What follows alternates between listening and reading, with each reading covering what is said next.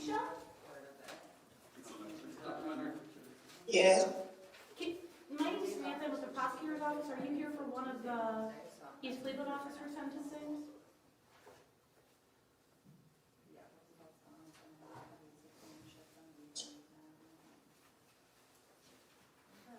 Hello? Hello, are you here for one of the East Cleveland officer sentencings? No, my wife is there. I'm watching it. Oh, so I was just trying to make sure that you were on to watch, okay? Yes. Okay, and which, which family are you associated? We're doing 4 sentencings today, just to let you know. So which family are you associated with? Tumica Parker. Okay. So there is a possibility that that sentencing might not be the first one that goes. So if you just want to sit, calmly, you can keep yourself on mute. And when that sentencing goes, that's going to be Larry McDonald. I will make sure you're aware so that you can turn on your audio and become, and listen actively, okay? Okay, thank you so much. Okay, no problem. Have a good one. You too, bye-bye. She's just going to sit on there.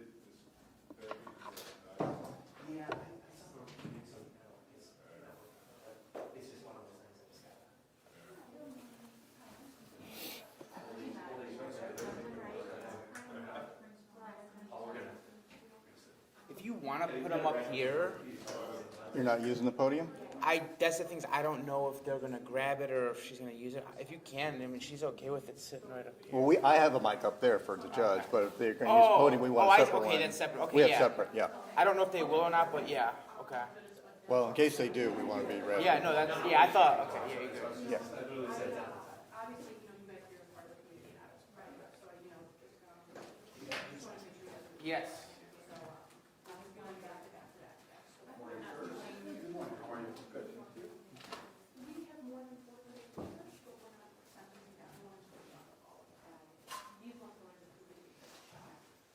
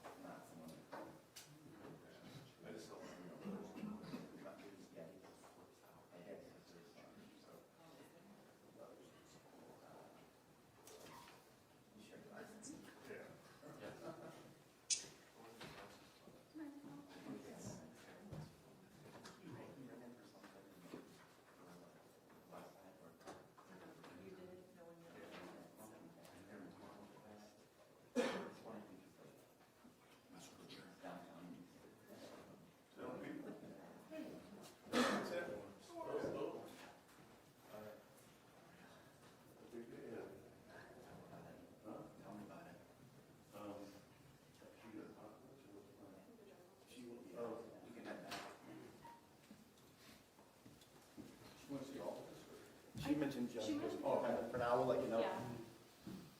Thank you.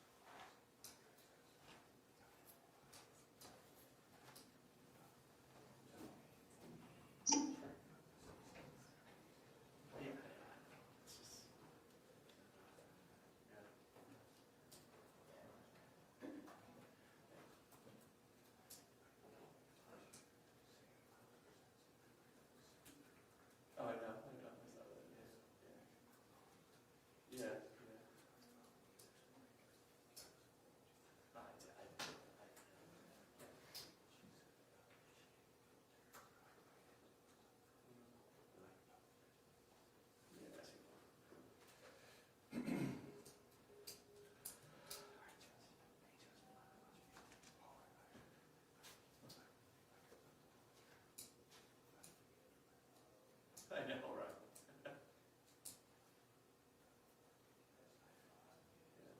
Yeah. Well, see, the problem. You know, with the office.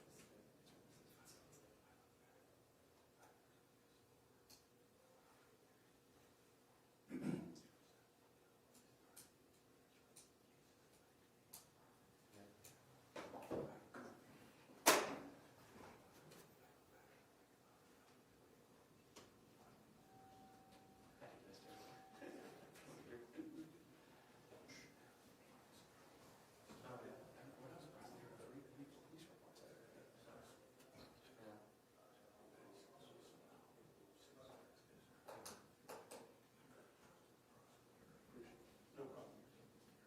Yeah.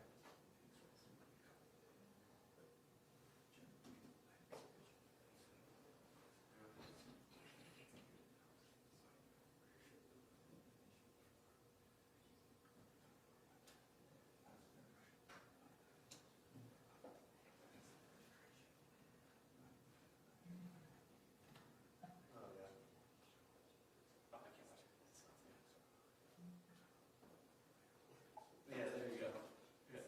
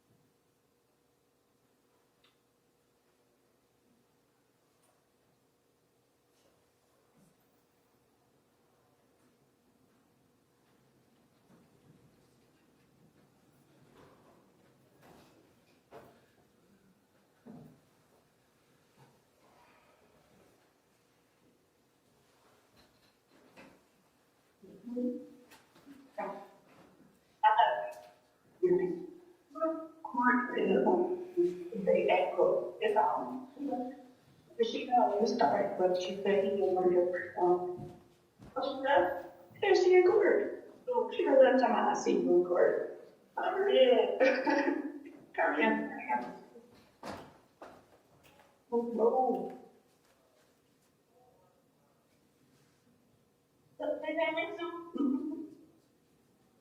Hey, Miss They Leisha? ain't go together, but Miss Leisha, you on they there? still waiting on the ride. Can you guys hear me? She probably told she had a ride, but she didn't want a ride. Hey, I did fine. I'm just I mean, got that right.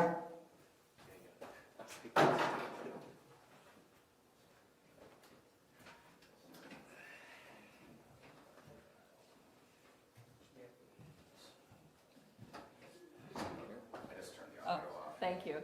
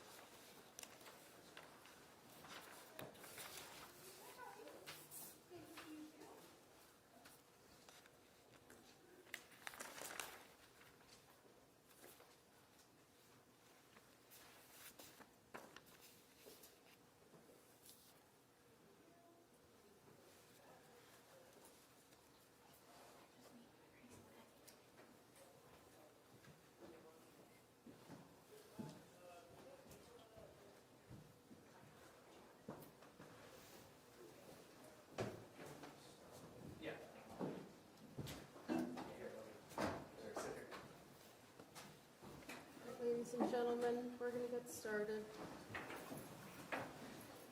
Please be seated.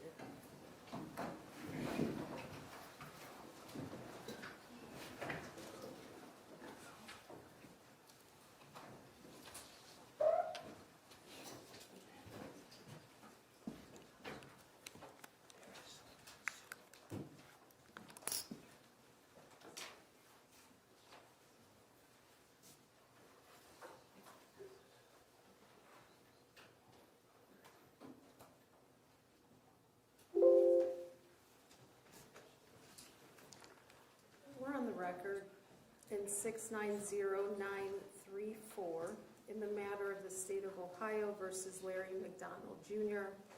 Mr. McDonald is present today with his attorney, Carl Sullivan.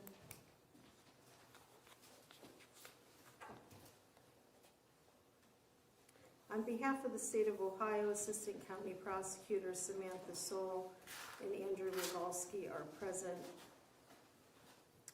Mr. Rogalski, do you have any law enforcement victims or victim advocates present with you today? Yes, Your Honor, for purposes of the sentencing of State of Ohio versus Larry McDonald, there are family members of Mr. Brown, who was the deceased driver in the incident that culminated in Euclid, Ohio, as well as victim advocates present. And then we have our law enforcement investigators present, as well as it's come to my attention that there are concerned citizens of the city of East Cleveland as well who would like to address the court. Okay, thank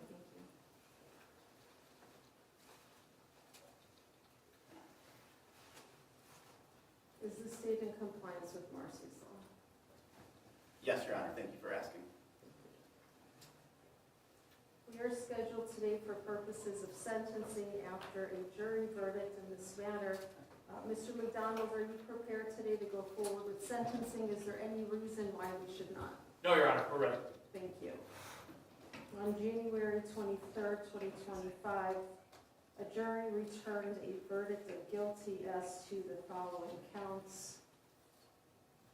Count 1, tampering with records, a felony of the 3rd degree, which is punishable from 9 to 36 months in prison, up to a $10,000 fine. This count is also probationable under the law.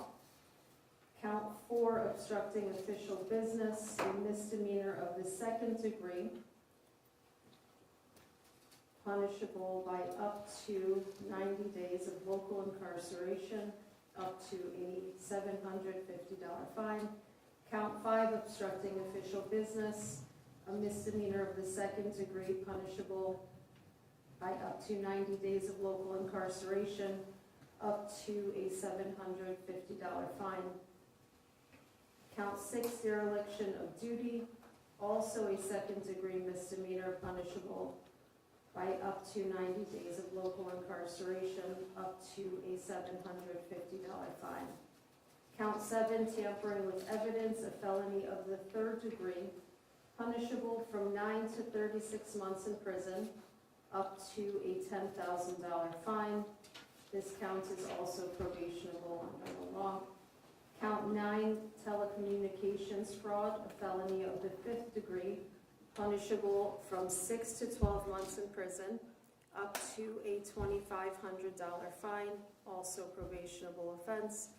Count 10, obstructing official business, a misdemeanor of the 2nd degree. Count 13, dereliction of duty, also a misdemeanor of the 2nd degree, each punishable by up to 90 days of local incarceration, up to a $750 fine. At the time of the verdict, the court did order a pre-sentence investigation report. This report was completed on April 9th, 2025. Counsel, have you had an opportunity to review the PSI? Yes, Your Honor. Thank you. Yes, Your Honor. All right. The state also provided a sentencing memorandum filed on April 11th. I have reviewed the sentencing memorandum, as well as a letter from Mr. McDonald entitled Request for Leniency. This is dated February 8th, 2025. Also a letter from Dr. Myrna Loy Corley, titled Request for Leniency on behalf of Mr. McDonald. Mr. McDonald, I will advise you with regard to the felony counts that you were found guilty, that should you be sentenced to prison, you may be monitored after your release from prison by the parole board. This is called post-release control, for up to 2 years. It is a discretionary supervision. However, it is at the discretion of the parole board and not this court. If you are placed on post-release control and you violate, the adult parole authority may send you back to prison for up to half the original sentence imposed. If you are convicted of a new felony while on post-release control, in addition to being punished for the new offense, the judge may add an additional consecutive prison term of 1 year, or whatever time remains on your post-release control term, whichever is greater. While on post-release control, if you fail to report to your parole officer, you may be charged with another felony, which is called escape. At this time, the state may proceed. Thank you, Your Honor, and may it please the court. The state of Ohio appreciates the opportunity to address the court here at sentencing. The state of Ohio believes that the jury's verdicts in this case to multiple felony offenses and misdemeanor offenses in 2 separate incidents warrants prison sentences, and that anything short of a prison sentence would not adequately protect the public and would demean the seriousness of these offenses, and that the court should consider imposing consecutive sentences for the conduct for the 2 separate incidents. The reason and the support for this is the factors that the legislature has set forward in Revised Code Section 292912 regarding the seriousness of the defendant's conduct, as well as the recidivism factors, as well as, of course, the evidence that was presented in a trial. I don't want to rehash all of the facts when we were here for an almost 2-week trial back in January.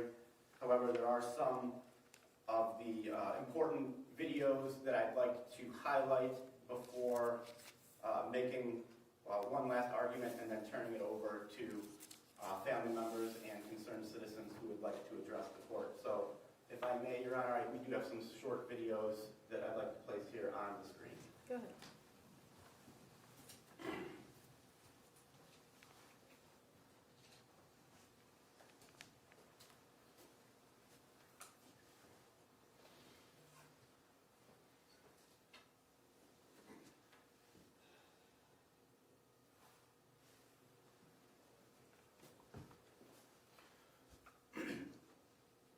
Your Honor, I'd like to begin with the first incident that involved the chase and crash involving Mark Trussell. You'll recall that this incident happened later in time in 2023.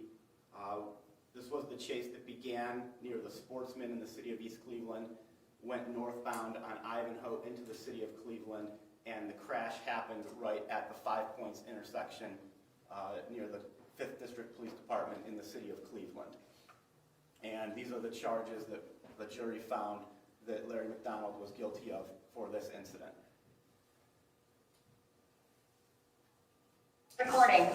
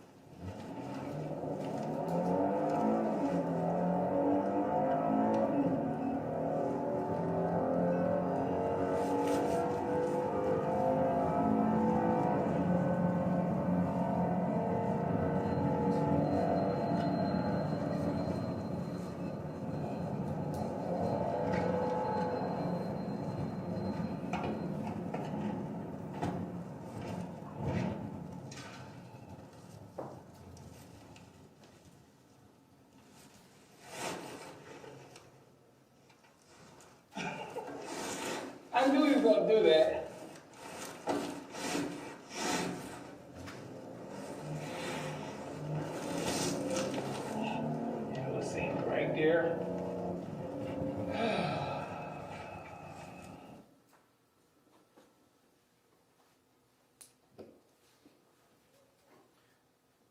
Your Honor, we'll mark that for sentencing purposes as states Exhibit 1.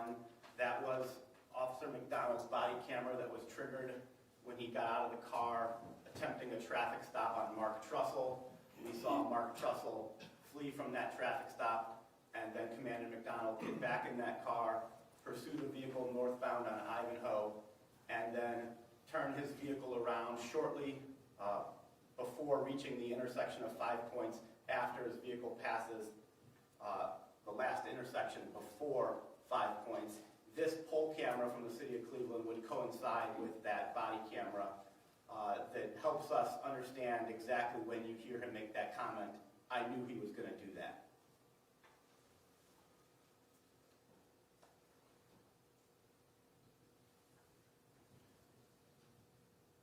We see Mark Trussell's vehicle lose control and crash into a bus stop shortly before Commander McDonald's vehicle navigates a U-turn to head southbound down Ivanhoe. It's right in the middle of the navigation of the U-turn, seconds after Mark Trussell crashes, that we hear him say, I knew he was going to do that.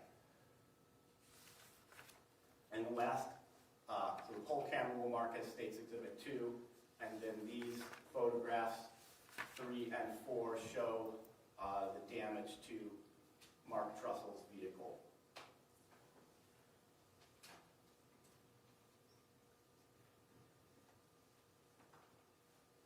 The second incident was earlier in time, approximately a year before. Again, we have an incident that begins in the city of East Cleveland. This time it heads northeast, first through the city of Cleveland, quickly into the city of Euclid, involving a driver by the name of Teron Brown. As Teron Brown is approaching an intersection at Chardon Avenue and Euclid Avenue, Mr. Brown loses control of his vehicle. That's where we see the car crash into numerous cars at the JD Byrider on the north side of the street. Before coming to a rest in the street, Mr. Brown did not survive that collision. And then we have body camera and video from JD Byrider here that will show the defendant's conduct in pursuing Mr. Brown and then ultimately coming up to the scene. And these are the offenses here on the screen that the jury found beyond a reasonable doubt that Mr. McDonald committed on this day. The first, State's Exhibit 5, is the video from JD Byrider.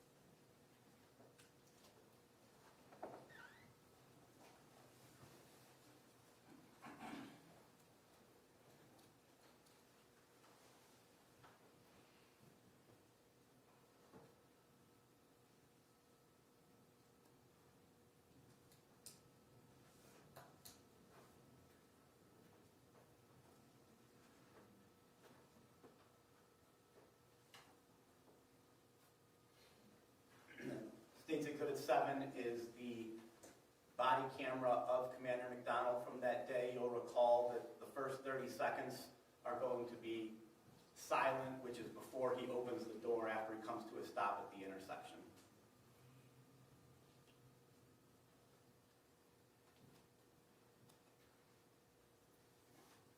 Signal 20.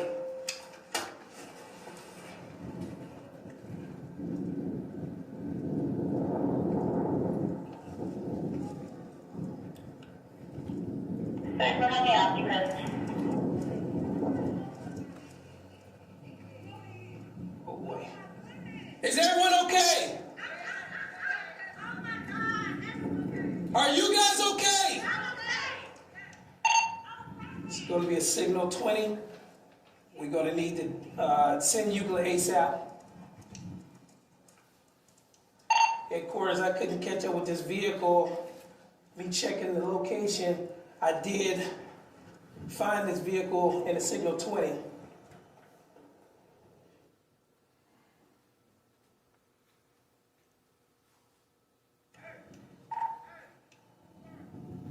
State's Exhibit 8. It was continues occupied by one.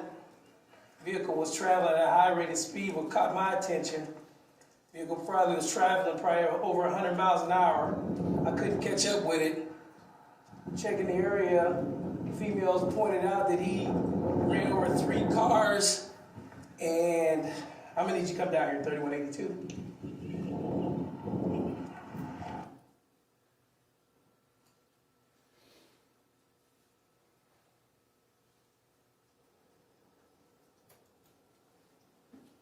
State's Exhibit 9 is the silent portion of the body camera that coincides with the GPS data that is coinciding with the body camera.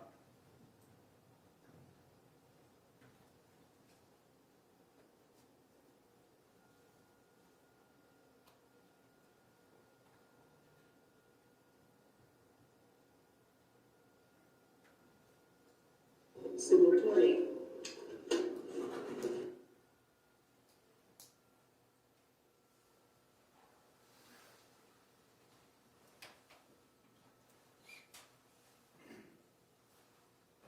There are a few things that stand out for the state of Ohio that it believes the court should take into consideration in fashioning the appropriate sentence for Mr. McDonald.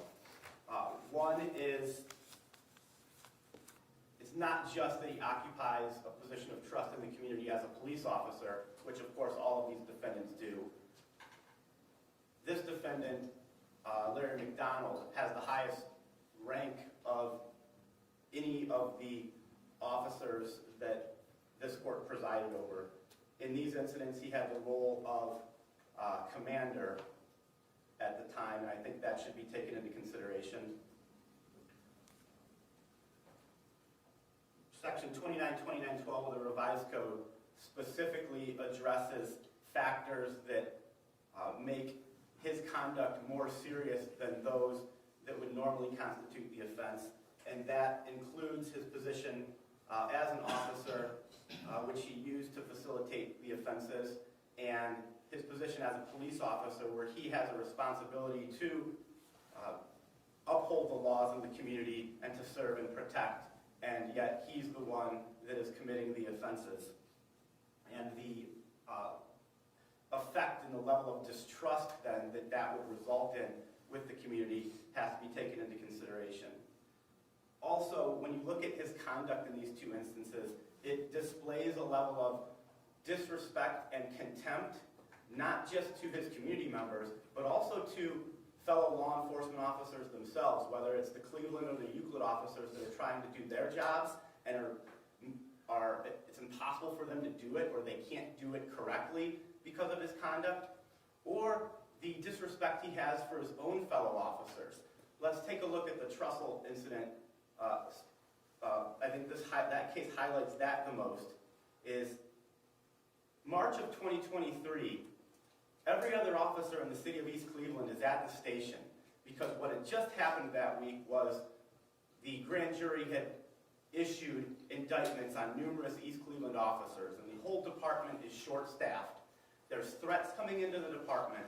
There's 4 officers working in the station, and they don't even know that Commander McDonald is out in the streets, that he's working, that he had stopped Mark Trussell at a traffic stop.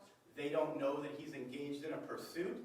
They don't know that he's continued that pursuit into the city of Cleveland, and they only learn about that when the city of Cleveland radios over to East Cleveland saying, hey, we're one of your officers in a pursuit. But for the conduct of Larry McDonald on that night, you wouldn't have had the other officers from East Cleveland put in a difficult position. For example, Anthony Holmes. Anthony Holmes is a sergeant. He makes his own decisions. He makes his own choices. But the actions of Commander McDonald that night puts him in a position where he either has to rat out his commander or lie for him. Then you have the contempt that he has for the Cleveland officers who have to respond to an accident. They don't know what caused that accident. They don't know whether there was a pursuit. And they have to ultimately do a report that turns out to be false because of the conduct of Larry McDonald. There's a disregard to the safety of the members of the community and the driver of that vehicle. Mark Trussell's responsible for his own conduct in fleeing from Larry McDonald, but when Mark Trussell crashed into that bus stop, Commander McDonald had no idea whether he was okay or whether he needed medical assistance. He had no idea whether there was a pedestrian or somebody in that bus stop that may have been an innocent bystander. Instead of going up to the scene, he turns around and he laughs and he goes about his day, back to the sportsman, which you saw on the body camera.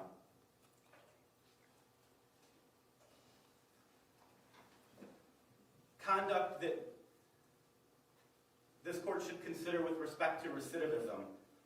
We know that as we sit here today, there's never been any remorse shown.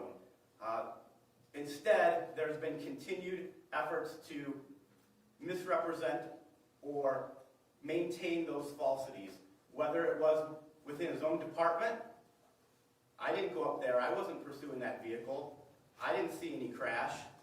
To our investigators trying to figure out the truth of this, or to the jury in this court when he testified at trial, and continued to broadcast what the evidence shows to be false statements.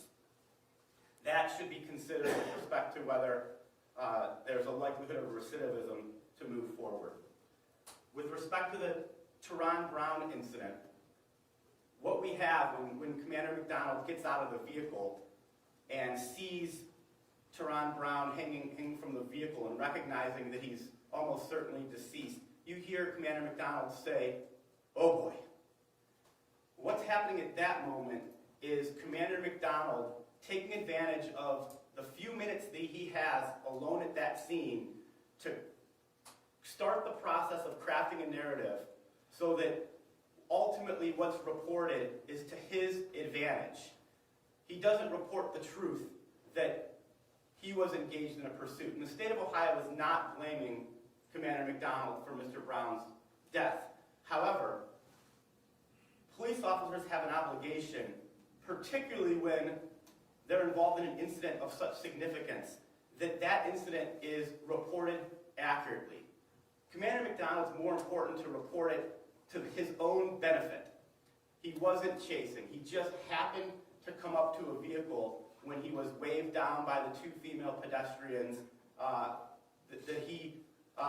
that there had been a crash and he crashed into 3 vehicles. We know from the evidence that that's not true. Why is this important? It's important because actions have consequences and there's a ripple effect.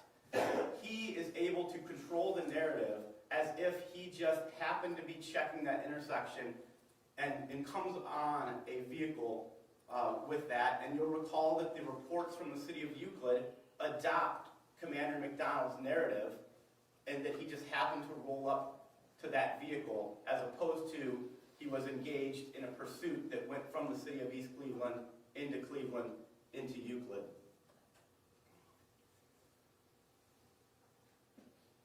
All of this together is why the state of Ohio believes that prison sentences are appropriate in this case, and we ask that you do that. And at this time, I'd ask that you hear from either members of Mr. Brown's family or members of the community, I guess at my choice. Ms. Parker? Ms. Parker is here with one of our victim advocates. Ms. Parker is the mother of Teron Brown.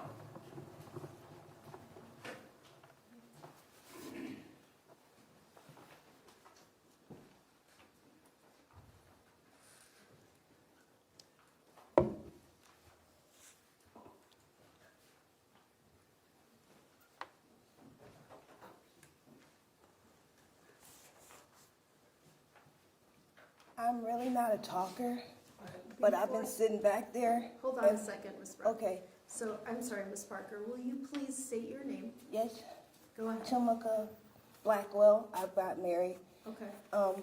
It's Blackwell. But I'm not a talker. I've been just watching him, and he hasn't made a face. Like, all the things that you've done, you don't care at all. No tear, no nothing. This is my son. He was a baby. He's 20. He'll be my forever 20. And he has a daughter that she saw him for 6 months. That was it. But I don't have much to say. I'm sorry. I appreciate you being here, Ms. Blackwell. Thank you.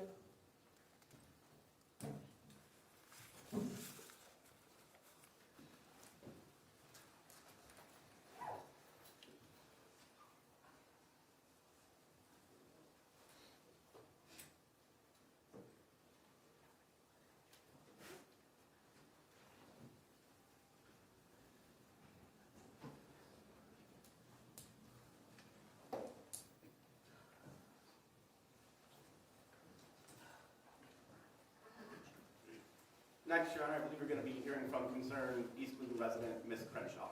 Thank you.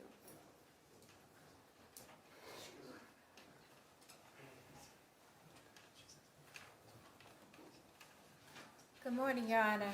Good morning, Ms. Crenshaw. Will you please state your full name for the record? Mariah Crenshaw.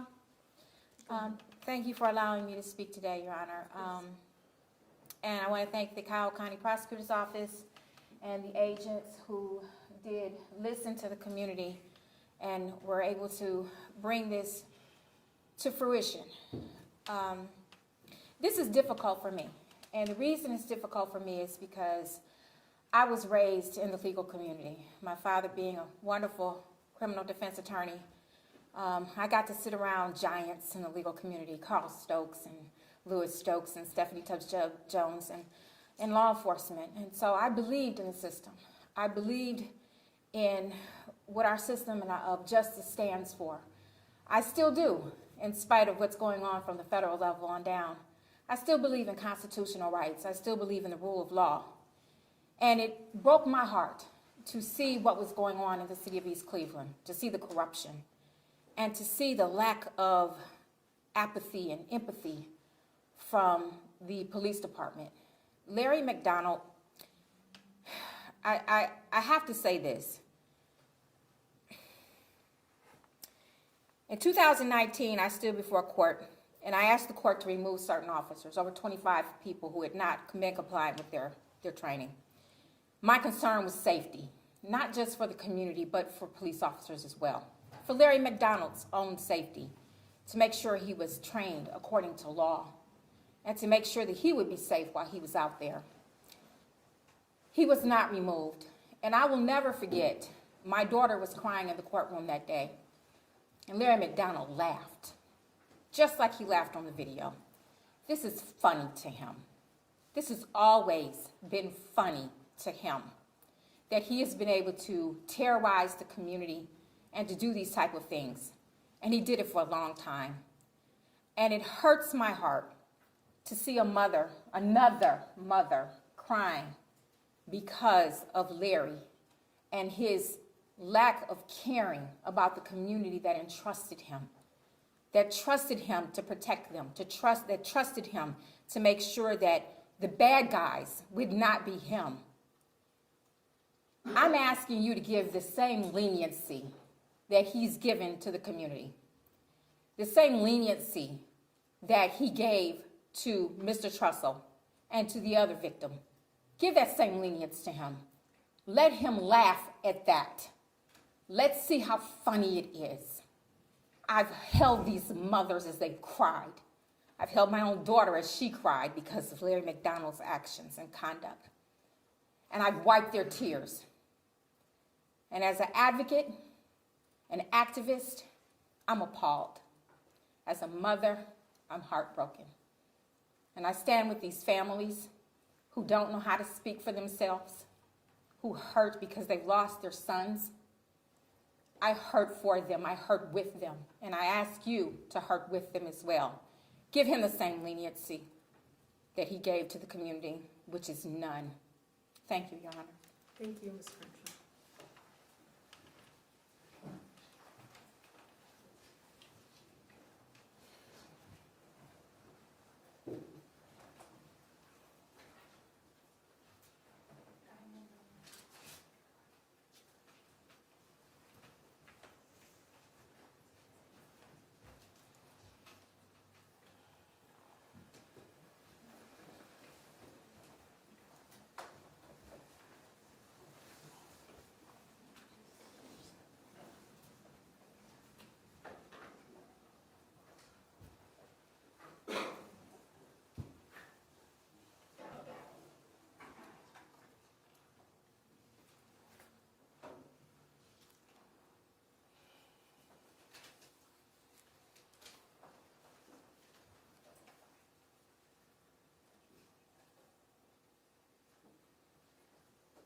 Next, former Councilman Billings from the City of East Cleveland. Councilman Billings. How you doing, Your Honor? Councilman, welcome. Will you please put your full name on the record? Twan Billings, Twon, Billings, Billings. Go ahead. Yes, Judge. Due to the fact of the circumstances of what's all been going on in the city of East Cleveland, there's a lot of people that have spoken to me over the years about Mr. McDonald's behavior. I had a chance to work with him. I seen some good that he did in the community and knew about a lot of bad things he did in the community. But the issue is that I'm speaking basically for the people that was really scared of this guy. And all the things that he was doing in the community. I mean, you know, with all the corruption that we have going on in the city of East Cleveland, there was a lot of people afraid of this particular officer. And I'm talking about all over Cuyahoga County. Terrible name. My thing is that our government used this guy as a hitman, pretty much. He was Your pretty Honor, much. I'm gonna object to this portion of the sentence. I mean, this is kind of getting off the rails. Just saying what somebody else said about using my client as a hitman that's unrelated to either of the incidents that he was convicted of in this case. Thank you, Mr. Sullivan. The objection's overruled. Go ahead, Councilman. So, sorry, Your Honor. So basically, the thing about it is that I remember speaking to our current deputy chief, our chief now, and I told him, I said, you know, Officer McDonald is going to end up killing somebody. 3 days later, he ended up killing somebody. There have been many times that it has been asked that something be done with watching him. Been multiple times that he has got himself in trouble because of body cams. I always say this, I have a quote that I always say is that you play football, you get tackled, which means that there's nobody above the law. Nobody. You know, I think that right now presents have to be set for anybody that runs around out here with a badge, that when you have a privilege, and even for myself or anybody that's in power, our responsibilities is to serve the people, not to bully people. Just because you got power, that don't mean that you have the power to abuse. And I think that at this time, if you constantly keep doing the same thing and you think you can get away with it, there have been multiple incidents of this chases and things like that and non-reportings and things like that. There, like I said, and I understand what his attorney is saying about the hearsay, but at the same time, I'm a firm believer as well. 3 more people tell you your breath stinks is you that need to look in the mirror. There's too many residents out here that's afraid of this man. And I'm, you know, as me being a resident of the city of East Cleveland and now being a representative, it is my responsibility to start speaking out against things like this. We cannot have that, and I hope to God that you give him the consequences that he has gave to other people. Because right now, presents have to be set. It's no ifs, ands, or buts about it. It's no, you know, I apologize to the court. I apologize to the people. You knew exactly what you was doing when he was out there. Knew exactly. As a law enforcement agent, they know exactly what their responsibilities is. He had many different ranks. Kept getting knocked down, suspended. But they kept promoting him and kept giving him opportunity. And as a result of that, that whole rank is now indicted. So the thing about it is that, Judge, I would personally ask, you know, for all the victims that this man has occurred during the tendency of doing police work, that you show an example to many different officers that this is not going to be tolerated. Because I would never want him to return back to East Cleveland. That's all I got to say. Thank you. Thank you.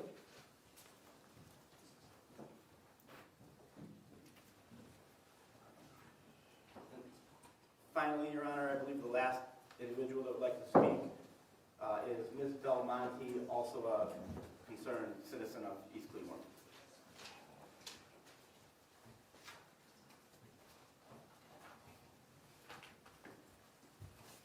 Hi, Good morning. Please state your name and spell it for the record. Diamond Belmonte, Diamond, Belmonte. Go ahead. I didn't even want to speak at first. I am a victim of circumstance from mispolicing, and I'm telling you, I'm sorry. I can't even say what I want to say because of the circumstance. But I want you to know that in the last 4 years, I've had to get grief counseling twice. I've had to watch the places I go because he's still security guards everywhere in the city. I have people tell me about so many different situations that they don't even feel bad for me anymore because it's like they already know how he is type of guy. So it just can be definitely overwhelming. Since this situation, they diagnosed me with anxiety that is like uncontrollable at times. And it's just very hard I lived my life for 24 years a certain way, and after 25, I had to like readjust everything. I had to learn how to live with my brothers again. I had to learn how to deal with my parents again with the situation. I had to literally accommodate to everything. And then to see him, like Antoine Billings said, he does stuff and then gets promoted. He literally gets in trouble and then gets promoted. And so being a victim of circumstance, it's crazy to see someone that causes so much hurt to people keep getting promoted in the city. I just hope that we do the right thing today. Honestly, I told my friends that I really didn't have a lot of belief, but a lot of people said that you're fair. So they said that you're a very good judge. So that's really all. Thanks Thanks for coming today.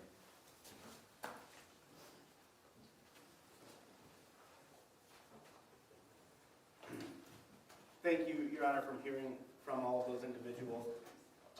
Few last matters. I'd like to remind the court of a statutory obligation under 29.43 of the revised code that we have set forth in detail in our sentencing memorandum about this court's obligation to notify the clerk of courts when a police officer is convicted of a felony so that the process can happen that the notification gets to the Ohio Police Officer Training Commission. The felony conviction will have the automatic effect of removing that license so that Commander McDonald can no longer be a police officer.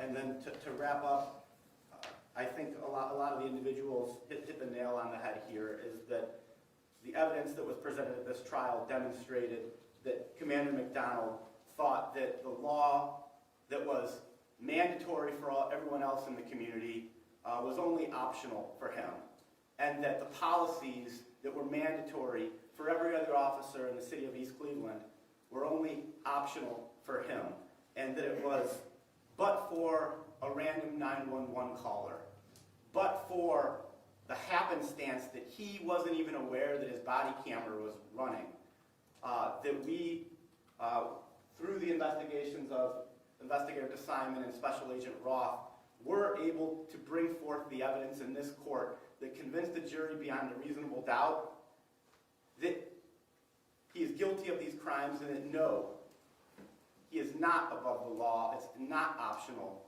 And given the totality of the circumstances, his role as commander, the pattern of offenses that were shown, that prison is appropriate in this case, and we ask you to do just that. Thank you. Thank you. Before I hear from Mr. Sullivan, Mr. Rogalski, will you please place a merger analysis on the record? One moment, Your Honor.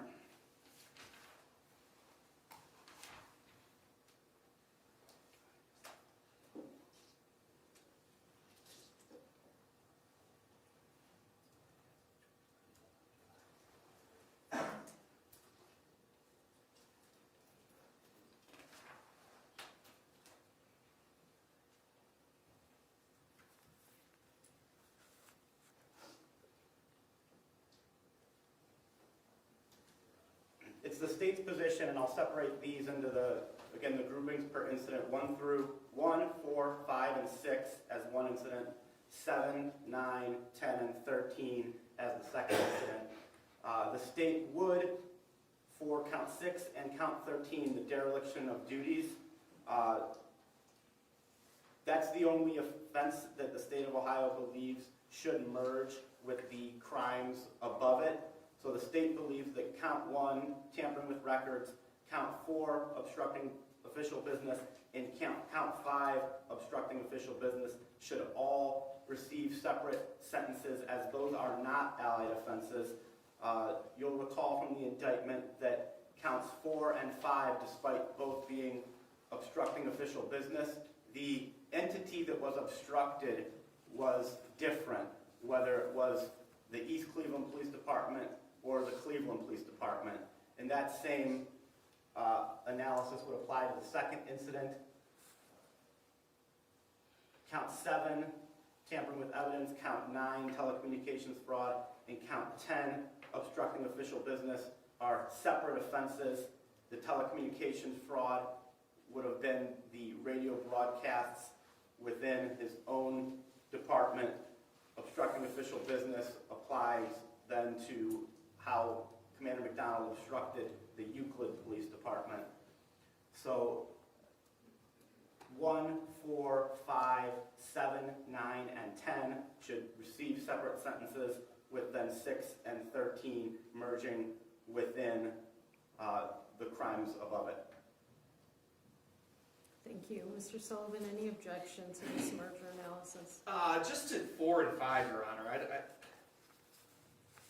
I don't see how those would be separate animuses. And even in 4, did they not find the furthermore specification with regard to that? Were they both M2s? That's what's listed in the pre-sentence report. Yeah, so they didn't find the furthermore specification on that portion of it for whatever reason, okay? So we have 2 M2s that are exactly identical for one incident. How you have separate animuses then for both of those wouldn't make sense, because they found them basically not guilty of that furthermore specification. So by saying that, you're saying that it's the same animus, not separate. So I would just say 4 and 5 approach. Okay, thank you. On behalf of Mr. McDonald. Your Honor, just before I begin, Mr. McDonald did inform me before we got started that he did have some individuals that wanted to speak briefly, so I just wanted to let the court be aware. Sure. Your Honor, obviously, I know you as the judge know that we are here, as Mr. Rogalski said, for the evidence presented at trial, not for something that occurred in 2019. We know the government isn't hiring Mr. McDonald as a hitman or anything like that. We're here for the facts that were presented at trial by the state, and my client was convicted. Your Honor, but some of the discrepancies today, I just want to point out. I know you were here at the trial, sat through and heard everything, but with regard to the Euclid incident, to imply that just because my client said, "Oh boy," that he had this plan in his head about how he was going to change the facts around, I think it's a little disingenuous. Him saying, "Oh boy," could mean a lot of things, and then to say that, he just happened to show up and check the intersection. We know that wasn't true from the trial, because we heard his radio traffic talking about an individual just going 100 miles down Euclid Avenue at 3 a.m. The one thing, Your Honor, I think that's important is we have 2 incidents that my client didn't start. He is working at 3 a.m. on Euclid in the 2023, or on Euclid Avenue in the 2023 incident. He stopped on the side of the road finishing a traffic stop when somebody goes 100 miles an hour by him. And as we see through the GPS and the video that Mr. Rogalski showed, he shows up 26 seconds afterward. Okay? With regard to the other incident in Cleveland, the reason he was even working that night, he wasn't even on duty that night. And the reason he was helping out, there were 3 people in station because of these Cleveland officers that were indicted for felonious assault. Violation of civil rights, not, tampering charges. Not assault charges on citizens. This is an individual that wasn't indicted in any of that, wasn't involved in any of those other cases, and came on to help out other people on shift. And this is what he gets for it. Your Honor, even in that incident in Cleveland, the part that Mr. Rogalski didn't show in that first video, is the part where my client gets out of the car for a traffic stop and walks to the door, and that individual takes off. And Mr. Trussell got up here on the stand, pled the fifth, and when I asked him, why did you do that? He goes, well, it's easier to get away from a police officer. You wait till they walk up to your door before you take off. And Your Honor, I understand he was convicted, but this is, who they gave immunity to is the individual who takes off from police officers who goes 94 miles an hour. And to say he wasn't remorseful, Mr. McDonald did take the stand. And we did talk about some of this. Were there things you should have done differently? Yes. He told the jury that. He told you that. There's things he should have done differently. Looking back, I specifically asked him those questions. But Your Honor, I don't think that him not being remorseful for things that he did wrong still in his mind or mine amounts to felonious behavior. Yes, there were things he did wrong. But, Your Honor, to talk about consecutive sentences in a case like this, a 48-year-old man who was a police officer for 17 years, who has these two incidents, Your Honor, if this was any other individual, a tampering with records charge, okay? There's no police officer specification on a tampering with records charge. That individual would be getting diversion. So, somebody who has a first offense on these felonies, to say we need consecutive prison sentences on this, it just doesn't fit with what your job as a judge is to do under the sentencing guidelines, to look at him as any other individual. I understand where the state's coming from. He's a police officer, that he should be held to a higher standard with regard to that. But to say that he should go to prison over incidents like these, where he was doing his job, he didn't create somebody going 100 miles an hour on Euclid Avenue. He didn't create an individual taking off at a traffic stop and running away. And I don't think that because he doesn't feel he's a felonious criminal, that he's not remorseful. And he knows that he did things that he should have done. I remember, Judge, when I asked him, I said, hey, you hurt yourself on that body cam. Should you have gone back to that accident once you knew that guy crashed? And he's like, I should have done that. I know better. He's a commander, he knew better. But Judge, to say that that means he's got to go to prison, that doesn't fit with what the sentencing guidelines say in these cases.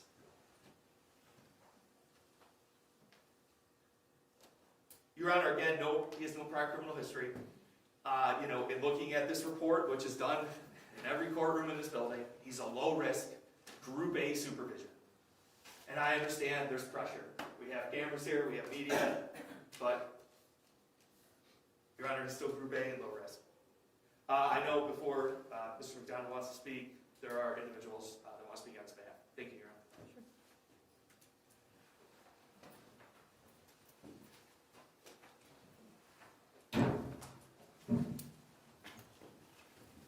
Good morning. Good morning. Please state your name and spell it for the record. Antonio Tibbs, Antonio Tibbs. Go ahead, Mr. Tibbs. I met Larry McDonald about 8 years ago. I had no idea he was a police officer. We became friends. So within the 4 months, I found out that he was a police officer. I didn't know what city, whatever. So we still would hang out, boating, we would boat together. Everybody loved him there. It was a whole private community. So eventually someone said to me, hey, do you know who that is? I was like, no, that's Pac-Man. I didn't know who Pac-Man was, what they were calling him. So I was like, who was that? Oh, he's a notorious East Cleveland police officer for doing all kinds of crazy things. I never seen any of these things in him, none of them. And the people who would tell me these things were people of questionable character. And so what happens, he hung out with me. People who would meet him didn't know who he was, so said, oh, that's him? He has a whole different demeanor. He was nice. He has a son he looks out for, helps out. He loves his mom. He's nice to everybody. I never, me and him would have arguments, never have a temper, would get upset or to the point where it was rage. I never seen him pull his gun. I never seen him do anything that was crazy. I enjoyed his friendship. So then when I found out all this situation, everything going on, I asked him about it and stuff and talk, and I would see him really get depressed. sad. He was still on his boat by himself, just sad over the situation that was going on in his life. But he's a good person. He is. He's a good hearted. If you didn't know him, he'll saw you over the road, he would stop and help you. He'll do anything for anybody when I've seen it. So I just actually show mercy for him, realize that, people make mistakes or bad judgments, but he is truly a good person and is truly my friend. Thank you, Mr. Tibbs.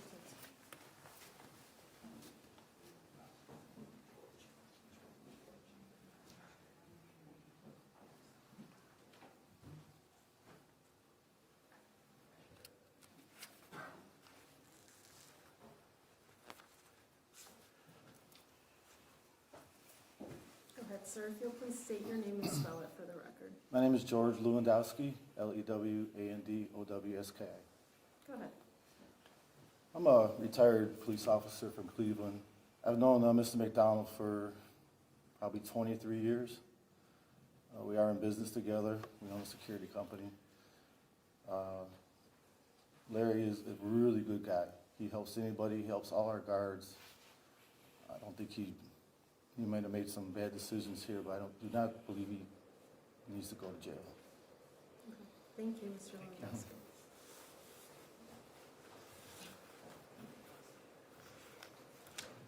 All right, Mr. McDonald, is there anything you want to say before the court imposes your sentence? Can I approach the podium? Yes, you may.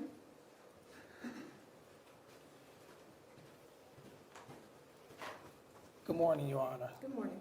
Good morning, prosecution.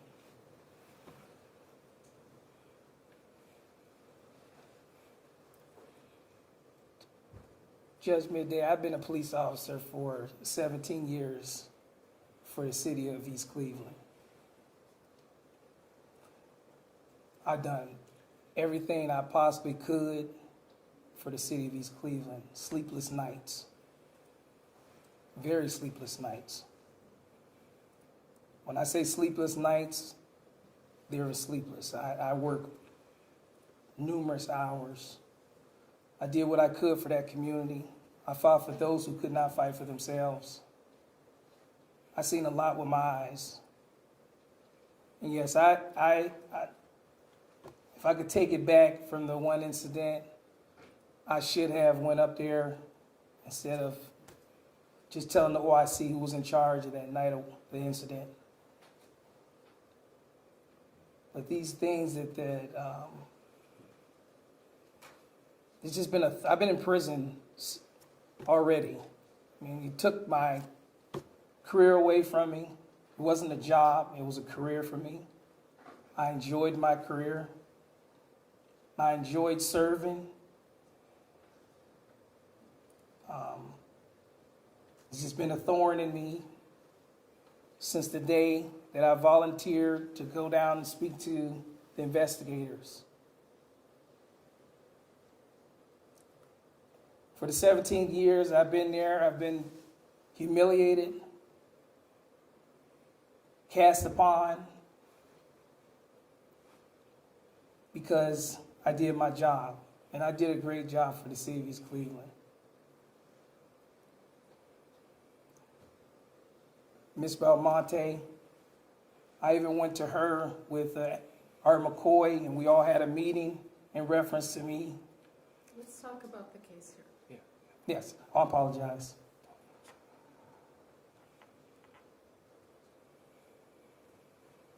I've been speaking, I don't even sleep at night anymore. I have sleepless nights because of this.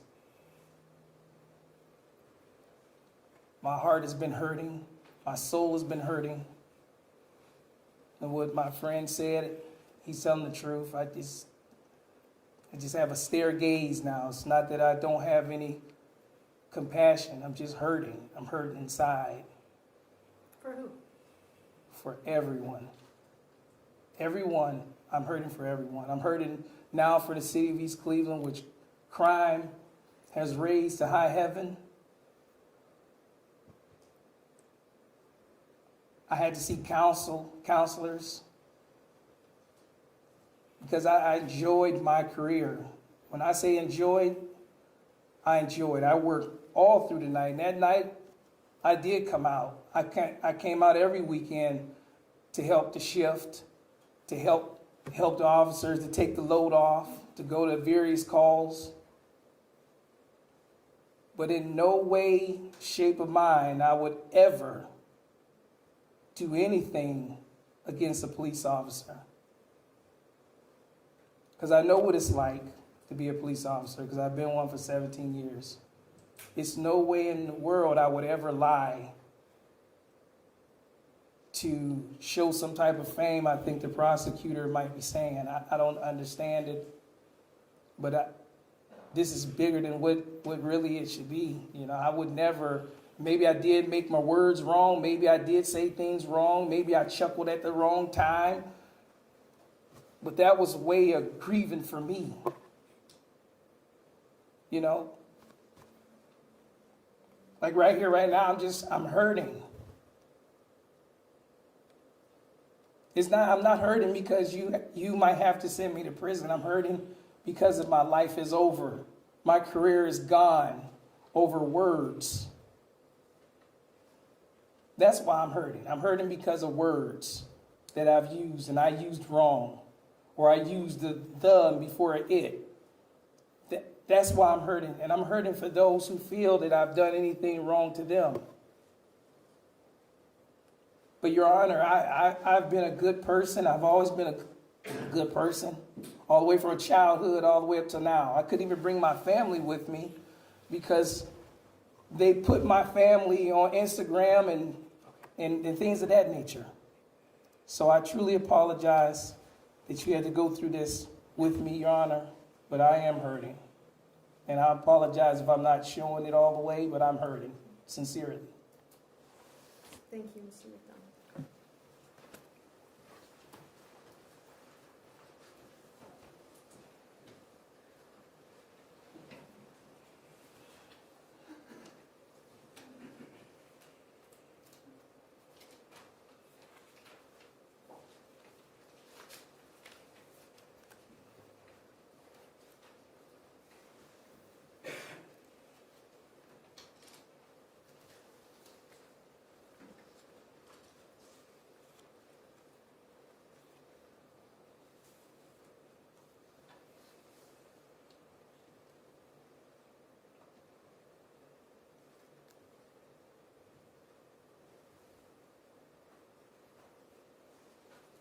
The court is making the finding that the defendant was a peace officer at the time that these incidents occurred.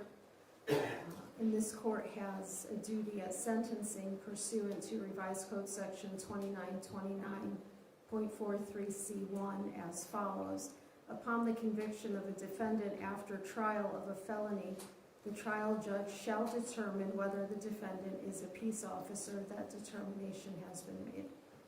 If the judge determines that the defendant is a peace officer, or if the defendant states on the record that the defendant is a peace officer, the judge shall provide to the clerk of courts of the common pleas court a written notice of the conviction of the defendant peace officer, the name and address of the peace officer, the law enforcement agency or other governmental entity that employs the police officer, the peace officer, and its address, the date of conviction, the nature of the felony offense or offenses, and certified copies of the court's entries in this action.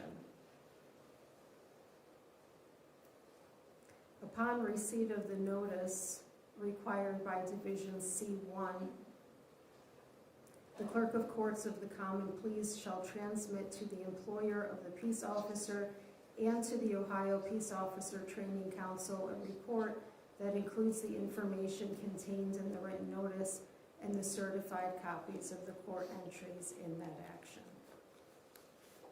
Before imposing sentence, the court notes for the record that I have considered the record, the oral statements made here today, the pre-sentence investigation report, the jury verdict in this matter, and the victim impact statements. The court must and is formulating its decision based upon the overriding principles and purposes of felony sentencing, namely to protect the public from future crime by the defendant and to punish the defendant using the minimum sanctions that this court determines accomplishes those purposes without imposing an unnecessary burden on state or local government resources. To achieve these purposes, the court has considered the need for incapacitation, deterrence, and rehabilitation, and the providing for restitution. The court must and has also considered the seriousness and recidivism factors relevant to the offense and the offender. And the court is ensuring that the sentence imposed does not demean the seriousness of the crimes, the impact on the victims and the community of East Cleveland, and is consistent with other similar offenses committed by like offenders. Finally, the sentence is not based upon any impermissible purposes, namely the race, ethnic background, gender, or religion of Mr. McDonald.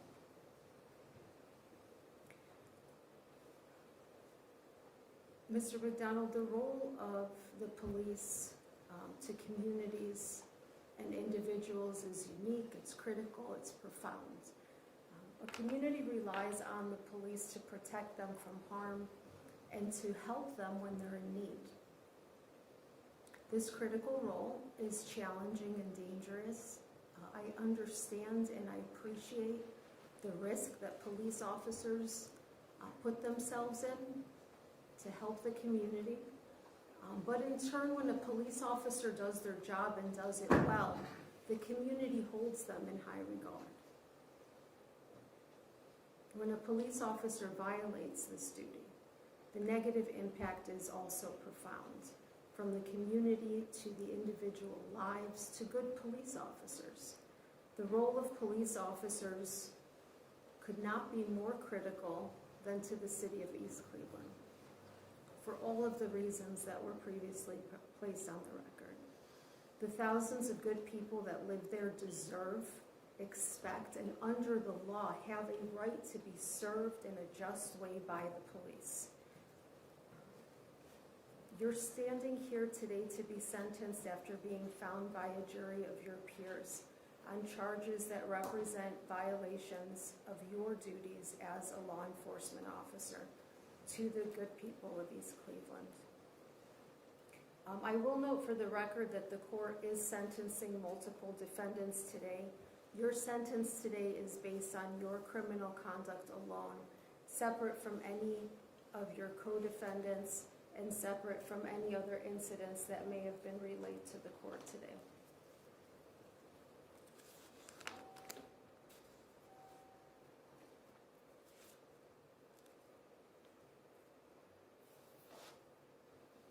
The court finds that a prison sentence is consistent with the principles and purposes of felony sentencing. As to count 1, tampering with records, you are hereby sentenced to a prison term of 24 months. Counts 4 and 5 will merge for purposes of sentencing with a 90-day jail sanction, which will run concurrent to count 1, tampering with records. The court will not impose a sentence on the dereliction of duty, count 6, as it merges with the tampering. As to count 7, tampering with records, you are hereby sentenced to a prison term of 24 months. Count 7 will run consecutive to the sentence imposed in count 1. You are hereby sentenced on count 9, telecommunications fraud, to a prison term of 12 months. Count 9 will run concurrent to the sentences imposed in count 1 and count 6. You are hereby sentenced on count 10 to a period of local incarceration on the obstructing official business of 90 days. Count 13 will merge for purposes of sentencing, and no sentence will be issued on that count.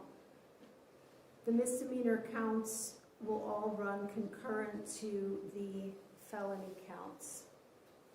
At this time, the court must make certain findings to support the record with the imposition of consecutive sentences, that this sentence is necessary to punish the offender and to protect the public from future crime, that this sentence is not disproportionate to the seriousness of the conduct and the danger posed by the defendant, and that 2 or more of the offenses are part of 1 or more course of conduct, and that the harm caused is so great and unusual that a single prison term would not adequately reflect the seriousness of the conduct. Mr. McDonald, I've already advised you with regard to post-release control is a discretionary period of up to 2 years. I'm not imposing any fines. Your court costs are waived. Mr. Sullivan, would you like a recitation of Mr. McDonald's appellate rights? Yes, Your Honor. Thank you. Mr. McDonald, do you understand that you have the right to an appeal in this matter within 30 days after the filing of the court sentencing entry? Yes, I do.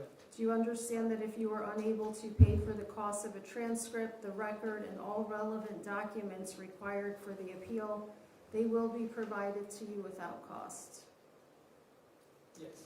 Do you understand that if you are unable to pay for an appeal, you are entitled to have a notice of appeal filed without the payment of a filing fee? Yes. Do you understand that if you are unable to obtain counsel for an appeal, counsel will be appointed at no cost to you? Yes. Mr. McDonald, would you like for the court to assign counsel to represent you on an appeal? Yes. All right, the court will assign the public defender's office to represent you. You are hereby remanded to begin service of your sentence.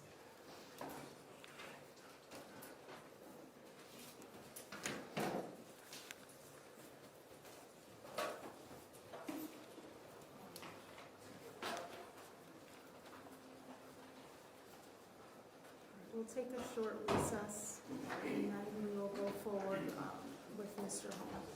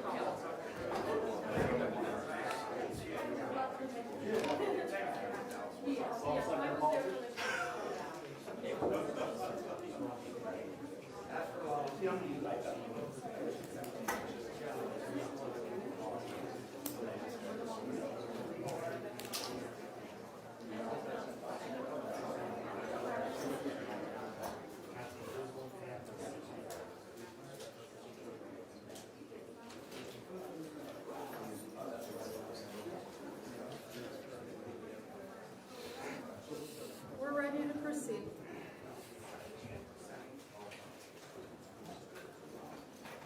Folks, you grab a seat, please. We're ready to proceed.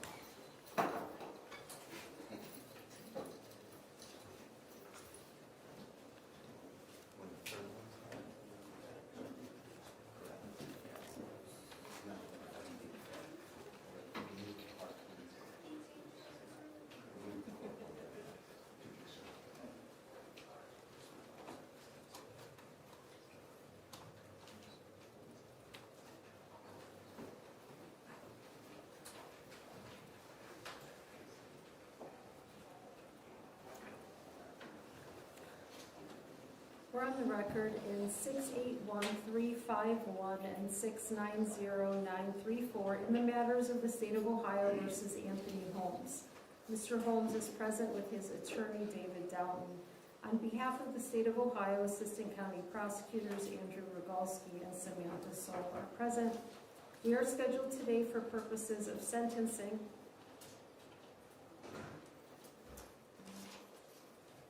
Who's presenting? Mr. Rogalski, do you have any victim advocates, or law enforcement with you today?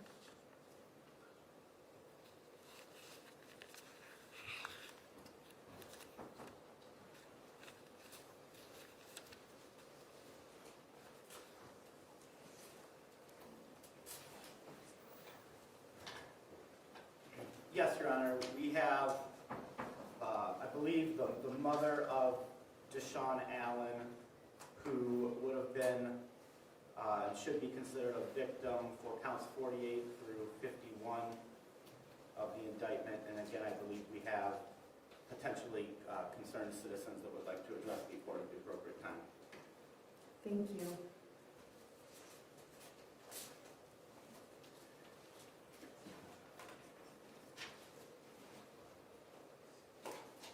The state is in compliance with Marcy's law. Mr. Holmes, is there any reason why we should not go forward with your sentencing? No, we're prepared to go forward, Your Honor. Okay, thank you. On October 18th, 2024, a jury found Mr. Holmes guilty of the following counts. Count 48, interfering with civil rights, a misdemeanor of the first degree, punishable by up to 180 days of local incarceration, up to a $1,000 fine. Count 49, dereliction of duty, a misdemeanor of the second degree, punishable by up to 90 days of local incarceration, up to a $750 fine. Count 50, tampering with records, a third degree felony, punishable from 9 to 36 months in prison, up to a $10,000 fine. Count 51, telecommunications fraud, a felony of the fifth degree, punishable from 6 to 12 months in prison, up to a $2,500 fine. In case number 690934, Mr. Holmes entered a a plea to an amended indictment on January 10th, 2025, attempted telecommunications fraud as amended in count 9. This is a first-degree misdemeanor punishable by up to 180 days of local incarceration and up to a $1,000 fine.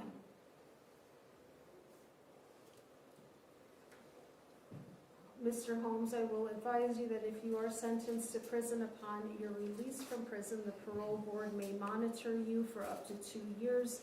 It is at the discretion of the parole board and not this court. If you are placed on post-release control and you violate, the adult parole authority may send you back to prison for up to half the original sentence imposed. If you're convicted of a new felony while on post-release control, in addition to being punished for the new offense, the judge may add an additional consecutive prison term of 1 year or whatever time remains on your post-release control term, whichever is greater. While on post-release control, if you fail to report to your parole officer, you may be charged with another felony, which is called escape. The court did order a pre-sentence investigation report, which was completed on November 13th, 2024. I have reviewed the PSI as well as the state sentencing memorandum, which was filed on April 11th, 2025. Counsel, have you had an opportunity to review these documents? Yeah, I did, but I also filed a defense sentencing Yes. memorandum. I received it Friday evening and I filed something Saturday in response. I should make sure that's on. Okay, I have not reviewed what you filed on Saturday. Do you have a copy? I don't on me yet. All right. Give me 1 moment.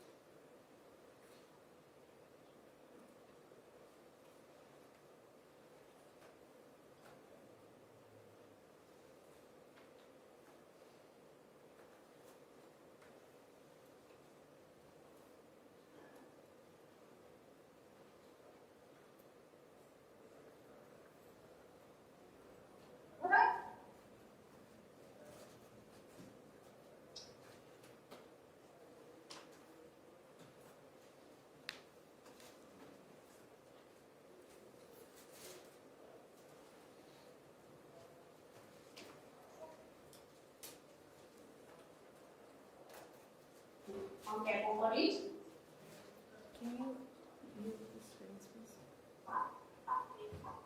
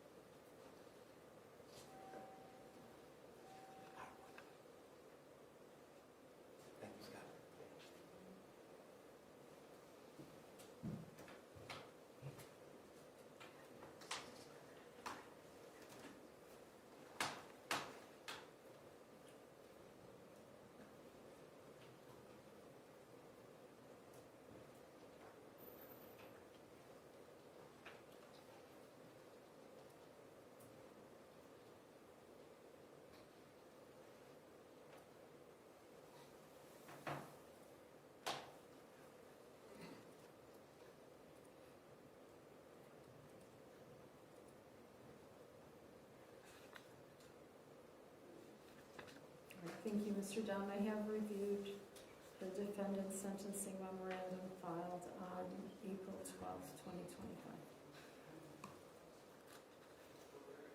Now, at this time, the state may proceed. Thank you, Your Honor. Again, may it please the court.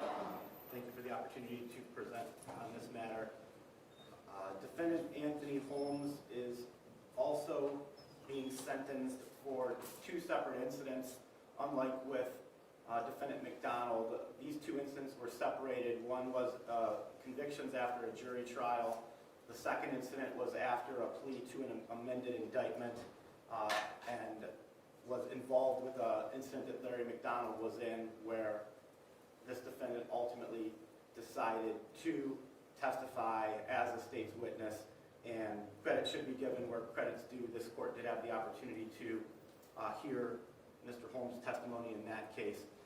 However, on balance, the state of Ohio still believes that given the seriousness of the offenses and the pattern of offenses, that this court should impose a prison sentence for Mr. Holmes, particularly for the conduct for which he was convicted at a jury trial in October, namely the felonies of tampering with records and telecommunications fraud. When you look at the conduct of Mr. Holmes, in both instances on balance, it shows that despite being a police officer who knows the importance of accuracy and knows the importance of telling the truth and knows the importance that the position has to come with integrity, that this defendant, Anthony Holmes, showed a carelessness or a disregard of the truth and its ultimate impact that it would have on those incidents. And Mr. Holmes was not a rookie officer. In one of the incidents, he was a field training officer, and then in the second incident involving Commander McDonald, he was a supervisor, having the rank of sergeant. Why is this important? The misstatements and the untruths that he demonstrated weren't innocuous. They weren't no big deal. Those statements have, again, ripple effects and impacts. If you look at the case involving Deshaun Allen, again, Mr. Holmes is involved in a pursuit, and he makes the decision as the cars are going from driving on the wrong side of the street on Chester to veering back into the correct side of the street, that's his opportunity to potentially end the pursuit, and he makes a decision to strike Deshaun Allen's vehicle, knowing that he doesn't have the authority to do that, he doesn't have the training to do it, and that there could be consequences for him doing it. What does he decide to do? We hear him on the radio broadcast telling his training officer, the officer that he's training, that Deshaun Allen's vehicle just struck mine. And then we hear Officer Holman reporting seconds later that be advised that vehicle brake checked us. That's the consequences that stem from those statements are important. One, you have fellow officers listening that now believe that the vehicle that they're pursuing has actively used his vehicle as a weapon to strike a fellow officer, as opposed to that officer using his vehicle in an attempt to get that vehicle to stop. So the whole situation gets ratcheted up, and then the report includes that misstatement, and we heard from the investigators testifying that individuals have been charged based on that type of evidence with assault of a police officer. So there's a continuing spiraling effect that type of misstatement will have, all that he made to cover for himself and to protect himself. And at no point in time, despite having several opportunities to do so, did he correct the record.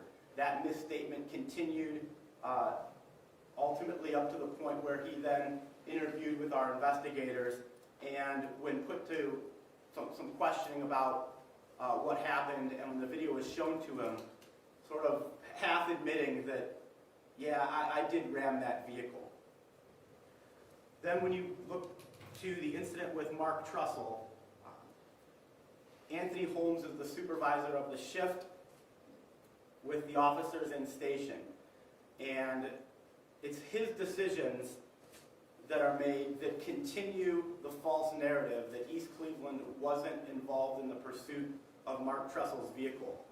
And again, there's several opportunities that Officer Holmes has to correct the mistake.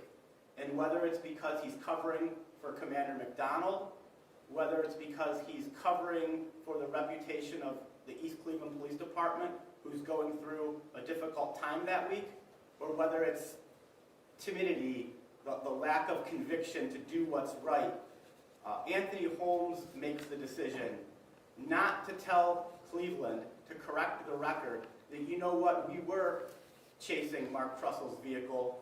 It was one of our vehicles that was involved in that pursuit. We're going to send someone down there immediately to make sure that that investigation is handled appropriately. For whatever reason, known only to Mr. Holmes, he again decides to let false information govern how a case proceeds. And he knows, just like all the other officers, the importance of having that accurate information moving forward.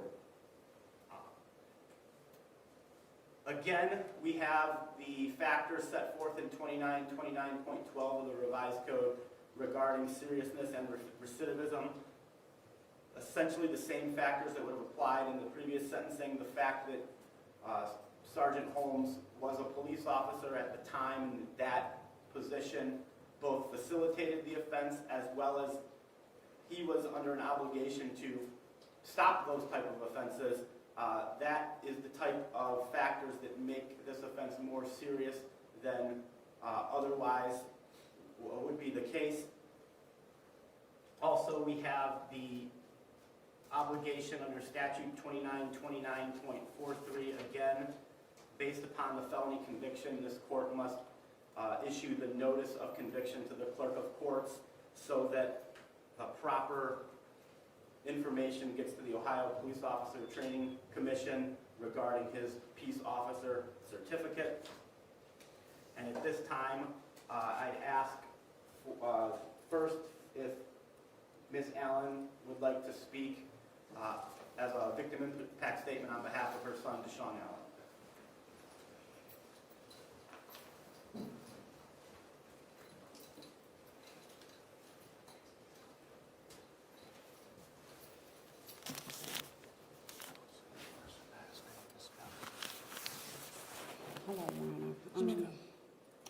Hello, Your Honor. My name is CHICLELYN, Allen Moore, ALLEN -MOORER. Go ahead, Ms. Allen.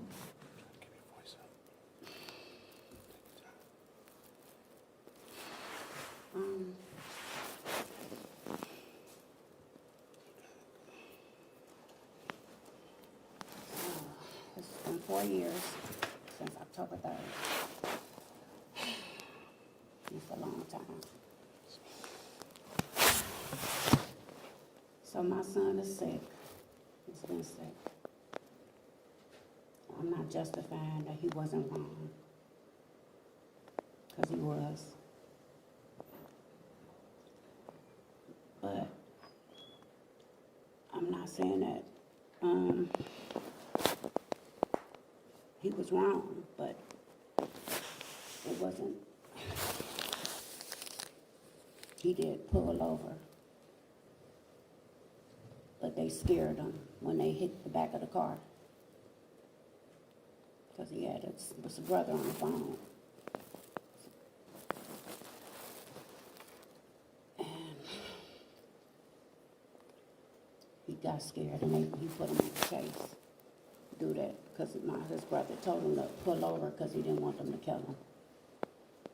But it didn't justify them beating him like they did my baby. And it's just,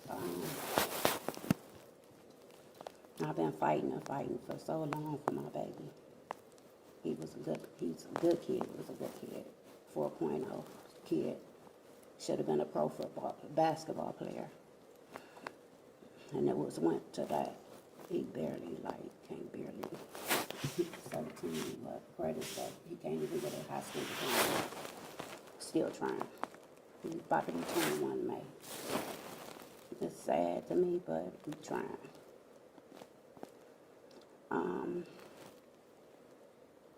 It's just sad, and it's just hard for me. I worked for East Cleveland. I was a bus driver. I was paying their taxes.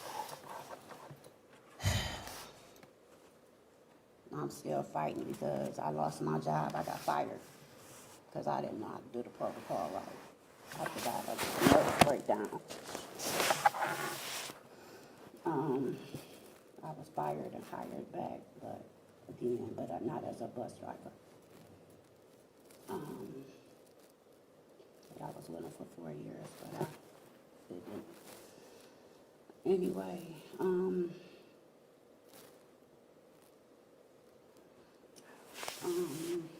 just feel it don't justify how they did my baby. He did 22 days in the hospital. They beat him like he was a Hebrew slave. I don't know if he'll ever have kids.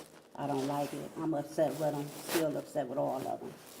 For them to be police officers, it's a shame.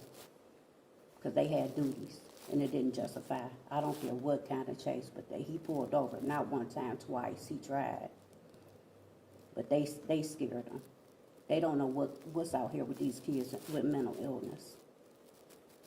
But they know what they was on. They knew what they be doing. Because he did try, due to my son, try to tell him to pull over so he won't get killed. And thank God that he didn't still get killed, because he still got ejected out the car when he got hit. But they still beat him with the handcuffs on and stumped him and dragged him like a Hebrew slave, like he had a skin graft from his butt all the way to his back with the handcuffs. And he was that smart enough to tell him that he was not resisting arrest while they was hollering, trying to say that he was. And it was only over a year later that I was in the bed, laying in the bed, and I seen something about an anonymous call, because I didn't know how to tell the people, because we didn't have no rights or nobody to, and they said, and I called somehow, got in touch with Sean about it. And I told him, I said, our case, I said, it ain't got nothing to do with this case that I seen. I said, but my son was beaten by the police. I said, the reason why I know is because I was a bus operator, but I know the route, I know what time it was, I know the date, and that's how they got the body cam. Because by me being a bus driver, I knew what time it was, whatever, and I couldn't leave because I was a new bus driver, I was on probation, and they pulled the cameras. I don't want leniency. They didn't have no leniency. I remember the day I went by down there, I gave him a statement. I remember that man, O'Donnell, he was like, oh, Officer Holmes, such and such, he's a good officer. He wouldn't do anything to your son. I wrote a statement. I paid $800 for a cell phone for my son. I still got the what's in that. We never got confiscated for my phone. Our phones, the phone I paid, his MCM shoes, they took they gave us $128. That was the only thing that I got from the government. That was it. I probably didn't, I don't know, that's all. That was it. No lawyer, no nothing. It was at $128 or $114 or whatever. I mean,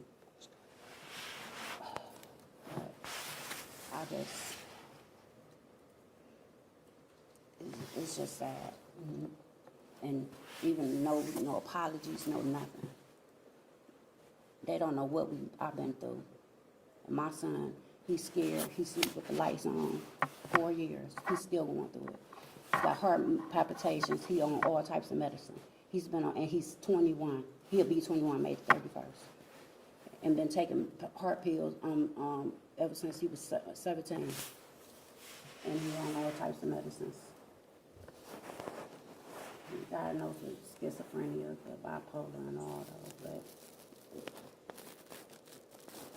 and I'm still fighting, trying to get disability and stuff still, and medical. That's all.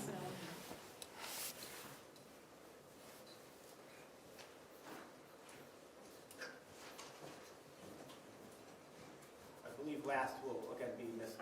Crenshaw from the City of East Cleveland.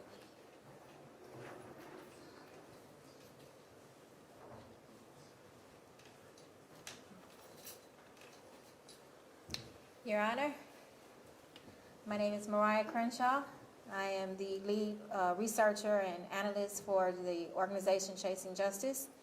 I've had the opportunity to review the East Cleveland Police Department training records In the last 6 years, I've made it a very big deal about police officers taking their training. It's important for them to take their training, for them to be able to protect themselves as well as the community around them. We are here because it goes beyond unconstitutional policing. This comes down to just downright cruelty that's come out of the East Cleveland Police Department. And so many of these young men that went into the department from reviewing their records, just going beyond the training records, they actually came into policing with good intentions. They came in wanting to be of good service to their community. And what happened was you had people like Larry McDonald and others who are still there train these young men and normalize the cruelty and the evil that has come out of there. That is a personal responsibility. When someone tells you to steal, you know better. You shouldn't be stealing. If someone tells you to beat somebody up, you know better than that. And poor discretion cannot be excused. If someone tells you to do something illegal and you know it's illegal, you shouldn't do it because you should have enough pride and dignity. And that it goes way beyond the training issue. I'm listening to these mothers, again, crying for their children, hurting for their children. I'm a mother first before I'm anything else.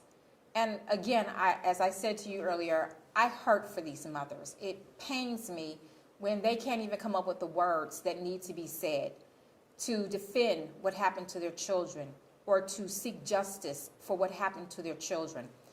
When this happens, it doesn't just happen to one individual. It impacts the entire community. And I get to say that as an African American, there is a higher expectation for our African American police officers who police our communities to be the protectors of our communities, not the malicious, mean, and cruel people that we've seen come out of that department. I am often at a loss for words when I hear what's going on there. It's broken my heart. It really has. Because I work with law enforcement. Some of my closest friends, law enforcement, none of them behave or have the failed integrity structures that these people have.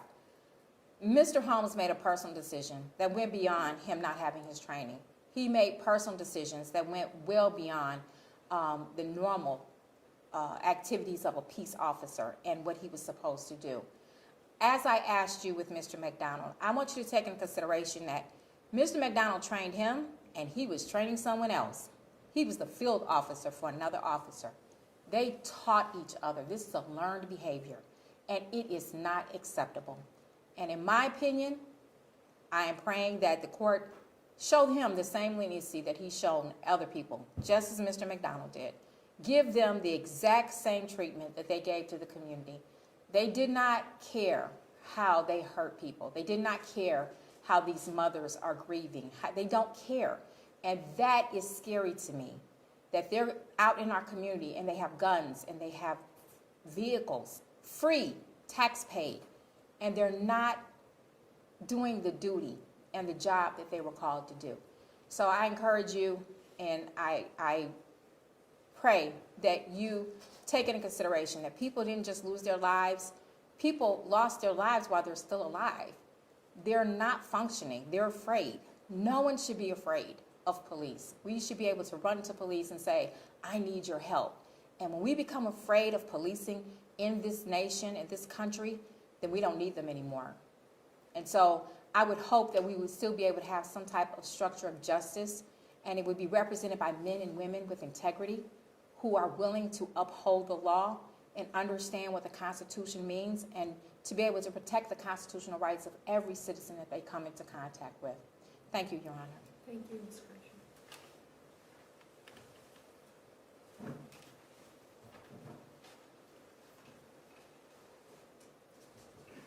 Your Honor, anticipating that you'd have a question regarding merger analysis, the state's position with respect to counts 48 through 51 is similar to the last case.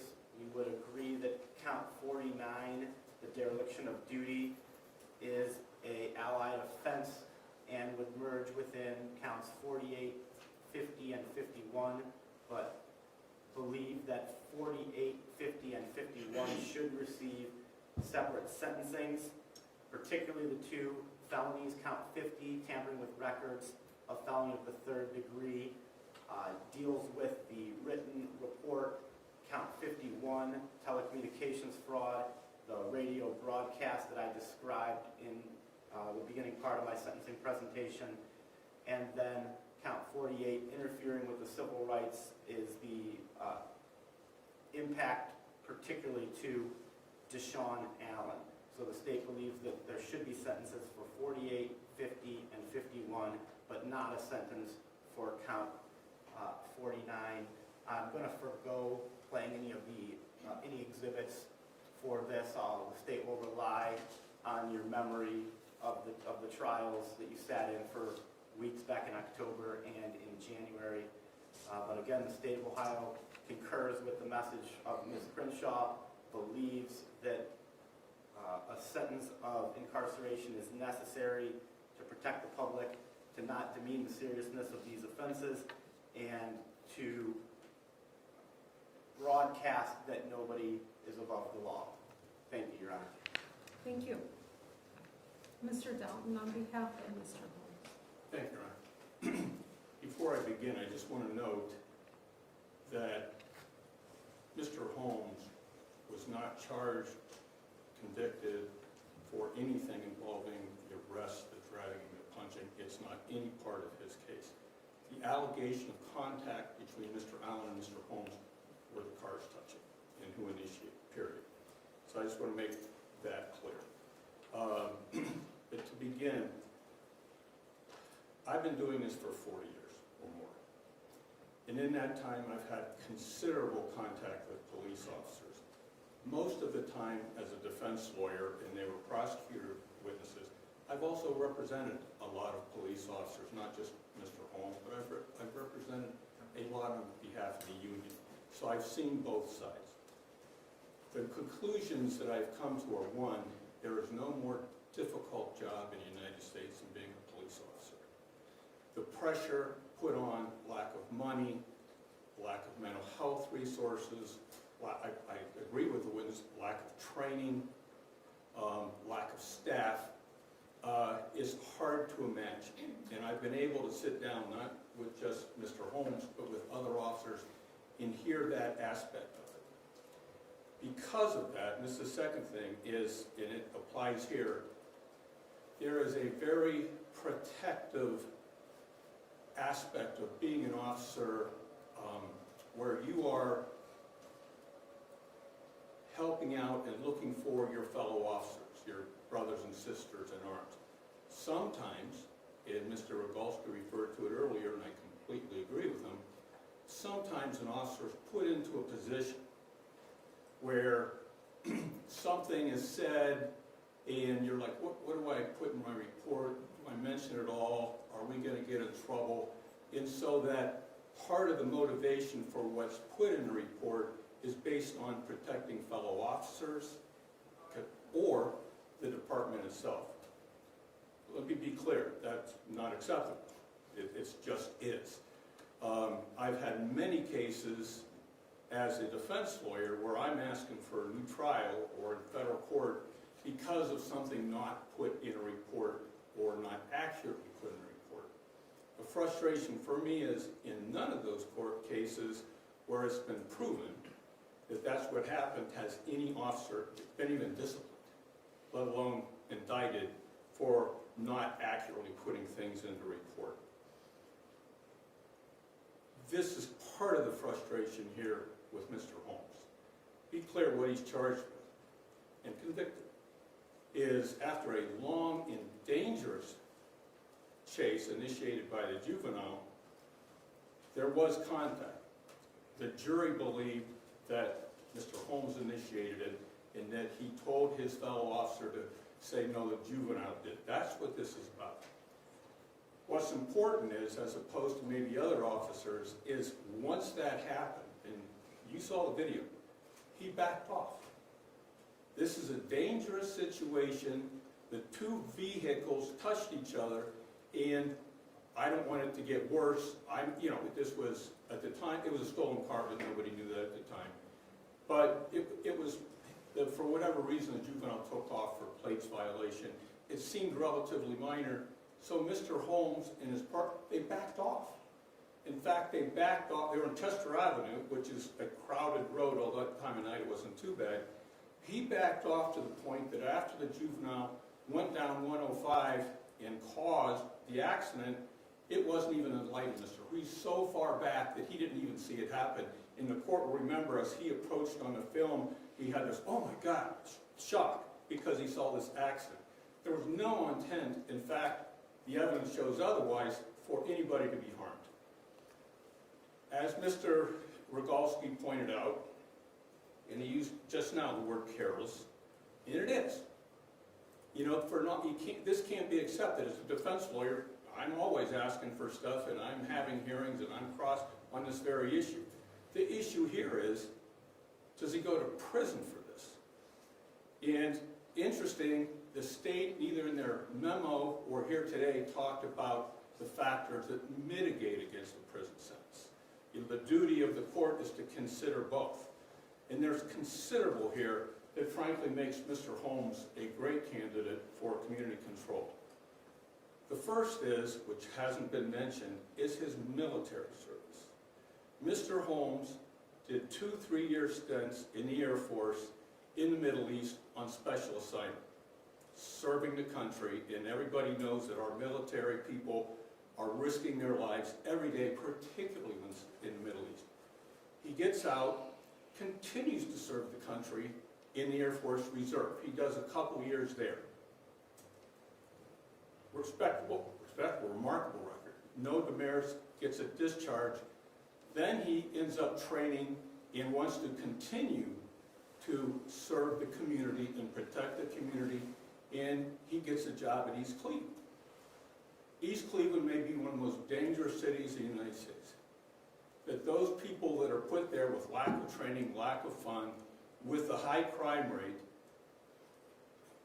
their families, when these officers go out to work, they never know if they're coming back. But when people are in that country, you do stupid things, or you don't do how you do, or you protect your brothers and sisters. And I would say to the court, this is what happens here. Is it acceptable? No. Is it mitigating? Yes, I would say it is. I would say it is.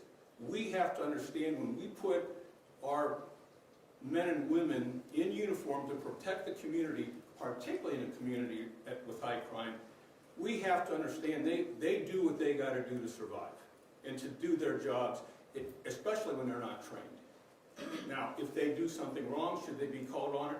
Absolutely. Should they be disciplined? Absolutely. But in a case where there's no record, substantial service to our country and to the community, he, in family, has no record. He's been married to the same woman for a lengthy period of time. He has 3 kids. He's been taking care of them the entire time.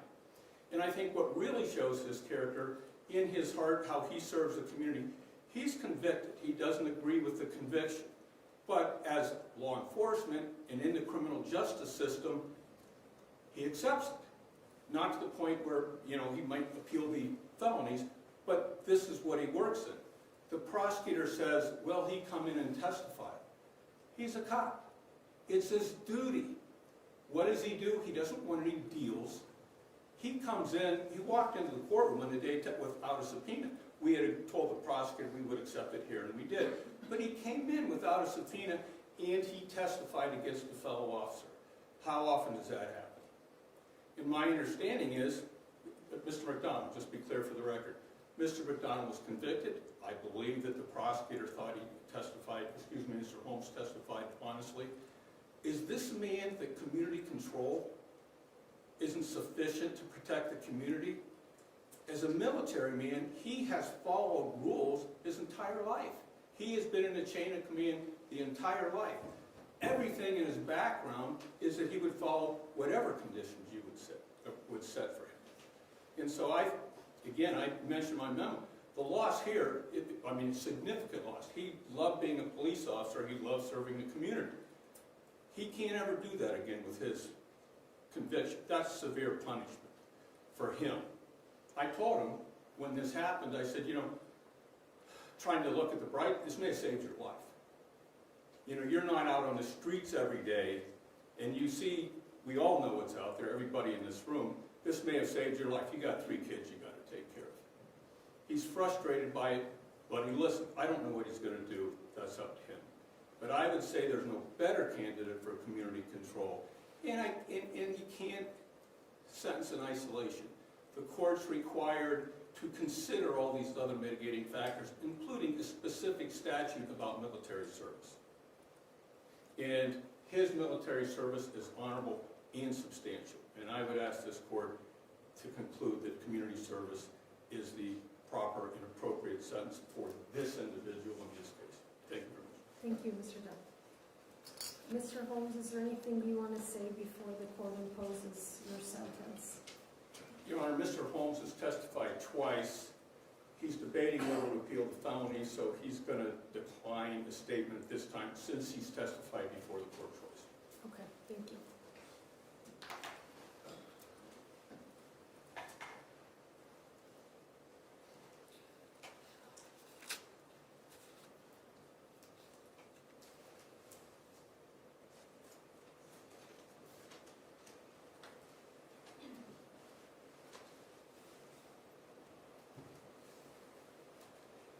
The court is making a finding that the defendant is a peace officer in pursuant to revised code section 2929.43C1. Upon conviction of a defendant after trial of a felony, the trial judge shall determine whether the defendant is a peace officer. This determination has been made.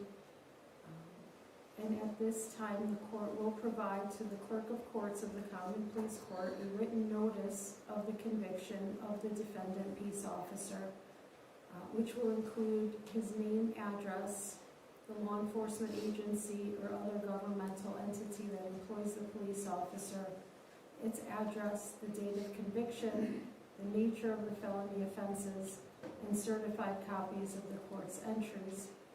Upon receiving the written notice, the clerk of courts shall transmit it to the employer of the peace officer and to the Ohio Peace Officer Training Council.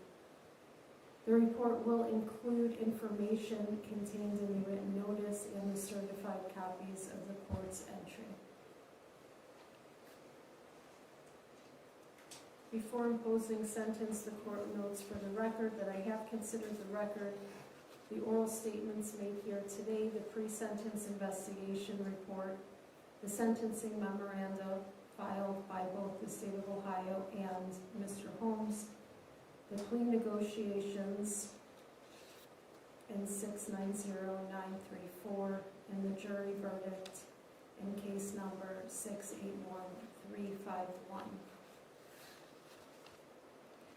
The court must and has based this decision based upon the overriding principles and purposes of felony sentencing, namely to protect the public from future crime and to punish using the minimum sanctions that this court determines accomplishes those purposes without imposing an unnecessary burden on state or local government resources. To achieve these purposes, I have considered the need for incapacitation, deterrence, rehabilitation, and the providing of restitution. I've considered the seriousness and recidivism factors relevant to the offense and the offender, and I'm ensuring that the sentence imposed does not demean the seriousness of the offense, the impact on the victims, and the city of East Cleveland, and is consistent with other similar offenses committed by like offenders. Finally, the sentence is not based upon any impermissible purposes, namely the race, ethnic background, gender, or religion of Mr. Holmes. Mr. Holmes, I appreciate your military service, and I thank you for your service. I think a lot of the mitigating circumstances detailed by Mr. Downton makes sense. It's a shame that you took on a role without the proper training, that you took people's lives into your hands without the proper training. I appreciate very much that police officers risk their lives every day in service to their communities. But East Cleveland is not different than any other community. It's dangerous. We know this. You knew it coming in. A lot of the danger stems from poor policing.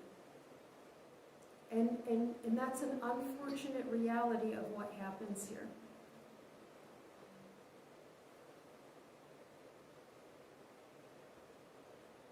These children growing up in East Cleveland deserve to have role models. And in a lot of communities, the role models are the police officers. And they are the people that we tell our children to go to for help. These kids are afraid of the police officers in East Cleveland. When a police officer violates this duty, the negative impact is so profound, from the entire community to individuals, and then it casts an awful shade on police officers that are out there doing a good job. I have the ability, Mr. Holmes, to separate the individual acts that occurred in this long chase and what happened to Mr. Allen after the car crash. And I'm placing that on the record that you are being sentenced today for your behavior alone and separately from your co-defendants. But let's talk about your behavior. Words matter. Words matter. The words that you instructed your partner to relay over the radio mattered. There's a big difference between you hitting his car and him brake checking you. There's a huge difference. And that all happened further down the road. His mom's telling me that's the moment he was scared for his life. He got hit by a cop.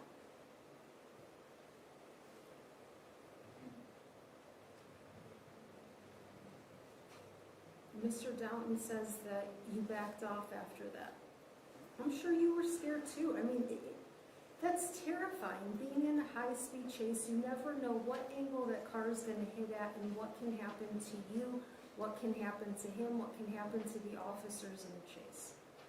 The damage was already done. That act, that instruction to give false narrative informed, and I'm sure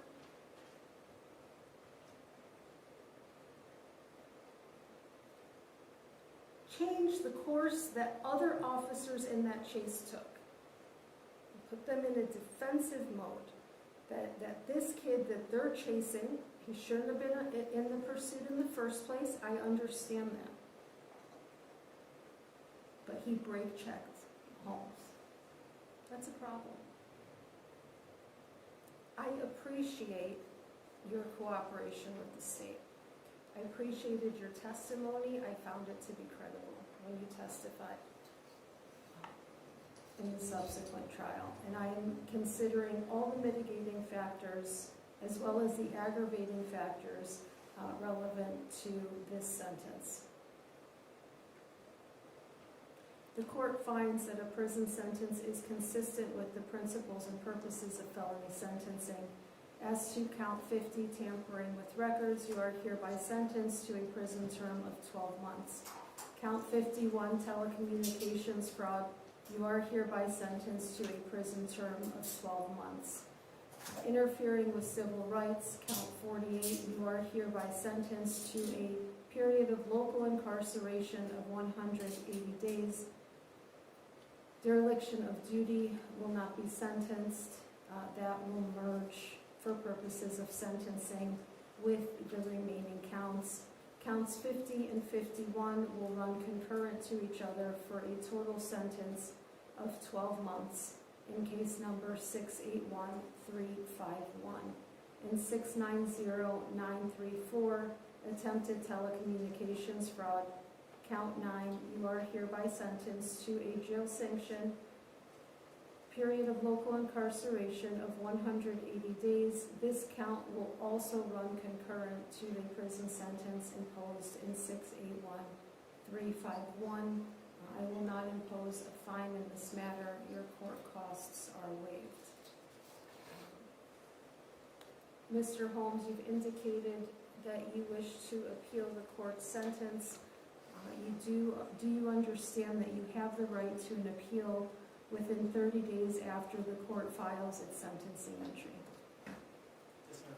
Do you understand that if you were unable to pay for the costs of a transcript, the record, and all relevant documents required for the appeal, they will be provided without cost to you? Yes, ma'am.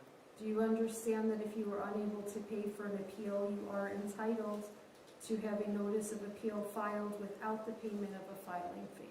Yes, ma'am. Do you understand that if you are unable to obtain counsel for an appeal, counsel will be appointed at no cost to you? Yes, ma'am. Mr. Holmes, would you like for the court to assign counsel?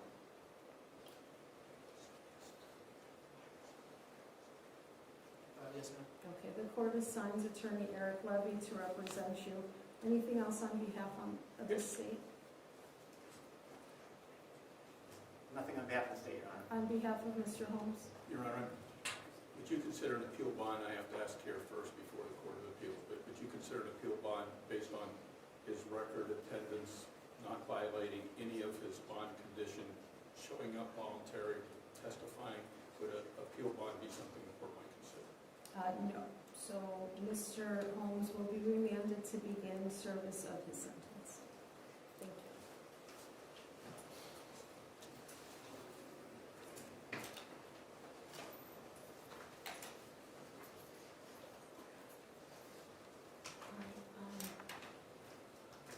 Ms. Borges and counsel for the state, will you please approach?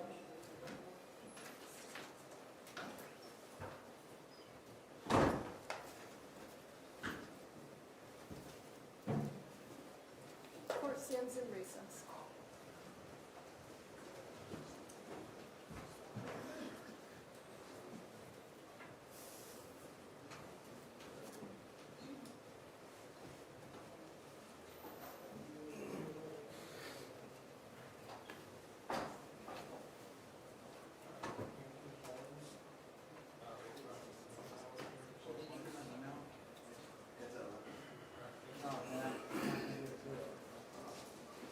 Yeah.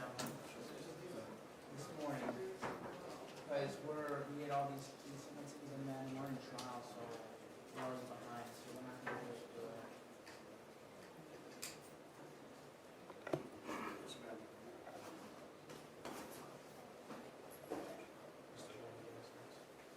Yeah, absolutely. Yeah, sorry, Omar, I couldn't answer your call, I just didn't, Okay, no big deal. I really don't care. It's guys are good. Thank you. yeah.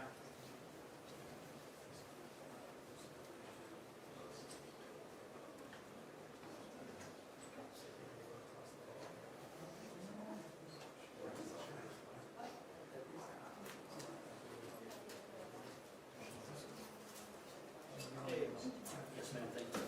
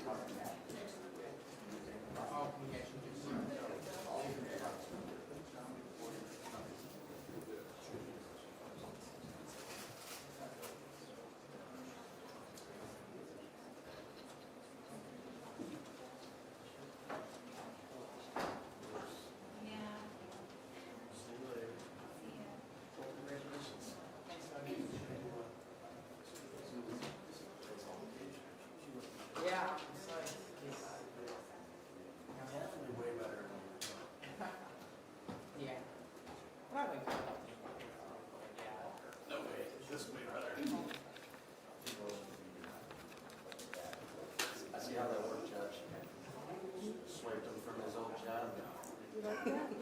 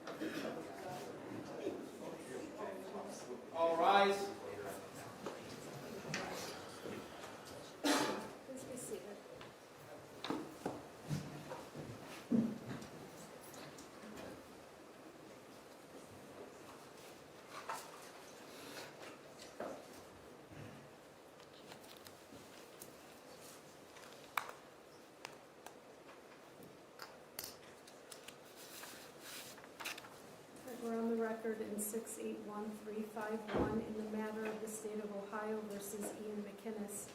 Mr. McInnes is present today with his attorney, Gabrielle Lopez. On behalf of the State of Ohio, Assistant County Prosecutors Andrew Rogalski and Samantha Soul are present. We are scheduled today for purposes of sentencing. On behalf of the State of Ohio, do you have any victim advocates, or law enforcement with you today? Yes, Your Honor, thank you. We have the mothers of victim Wayne Brown and victim Deshaun Allen here. It's my understanding that both would like an opportunity to speak. We'll confer at the appropriate time, as well as, again, citizens of the community of East Cleveland that would like to address the court. Thank you. Mr. McInnes, is there any reason why we should not go forward with your sentencing? No, Your Honor. Thank you. On October 18th, 2024, you were found guilty by a jury of the following counts. Count 2, assault, a misdemeanor of the first degree, which is punishable by up to 180 days of local incarceration, up to a $1,000 fine. Count 3, interfering with civil rights, a misdemeanor of the first degree, punishable by up to 180 days of local incarceration, up to a $1,000 fine. Count 4, dereliction of duty, a second degree misdemeanor, punishable by up to 90 days of local incarceration, up to a $750 fine. Count 5, attempted felonious assault, a felony of the third degree, punishable from 9 to 36 months in prison, up to a $10,000 fine. Count 6, assault, a misdemeanor of the first degree, punishable by up to 180 days of local incarceration, up to a $1,000 fine. Count 7, interfering with civil rights, a misdemeanor of the first degree, punishable by up to 180 days of local incarceration, up to a $1,000 fine. Count 8, dereliction of duty, a misdemeanor of the second degree, punishable by up to 90 days of local incarceration, up to a $750 fine. Count 10, assault, a misdemeanor of the first degree, punishable by up to 180 days of local incarceration, up to a $1,000 fine. Count 11, interfering with civil rights, a misdemeanor of the first degree, punishable by up to 180 days of local incarceration, up to a $1,000 fine. And count 12, dereliction of duty, a misdemeanor of the second degree, punishable by up to 90 days of local incarceration, up to a $1,000 fine, up to a $750 fine. As to count 5, if you are sentenced to prison, there is a mandatory period of post-release control. It's a mandatory minimum of 1 year, up to a maximum of 3 years. If placed on post-release control and you violate, the adult parole authority may send you back to prison for up to half the original sentence imposed. If convicted of a new felony while on post-release control, in addition to being punished for the new offense, the judge may add an additional consecutive prison term of 1 year or whatever time remains on your post-release control term, whichever is greater. While on post-release control, if you fail to report to your parole officer, you may be charged with another felony, which is called escape.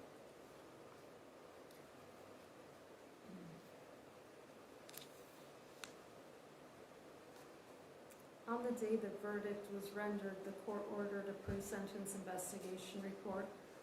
This was completed on November 13th, 2024.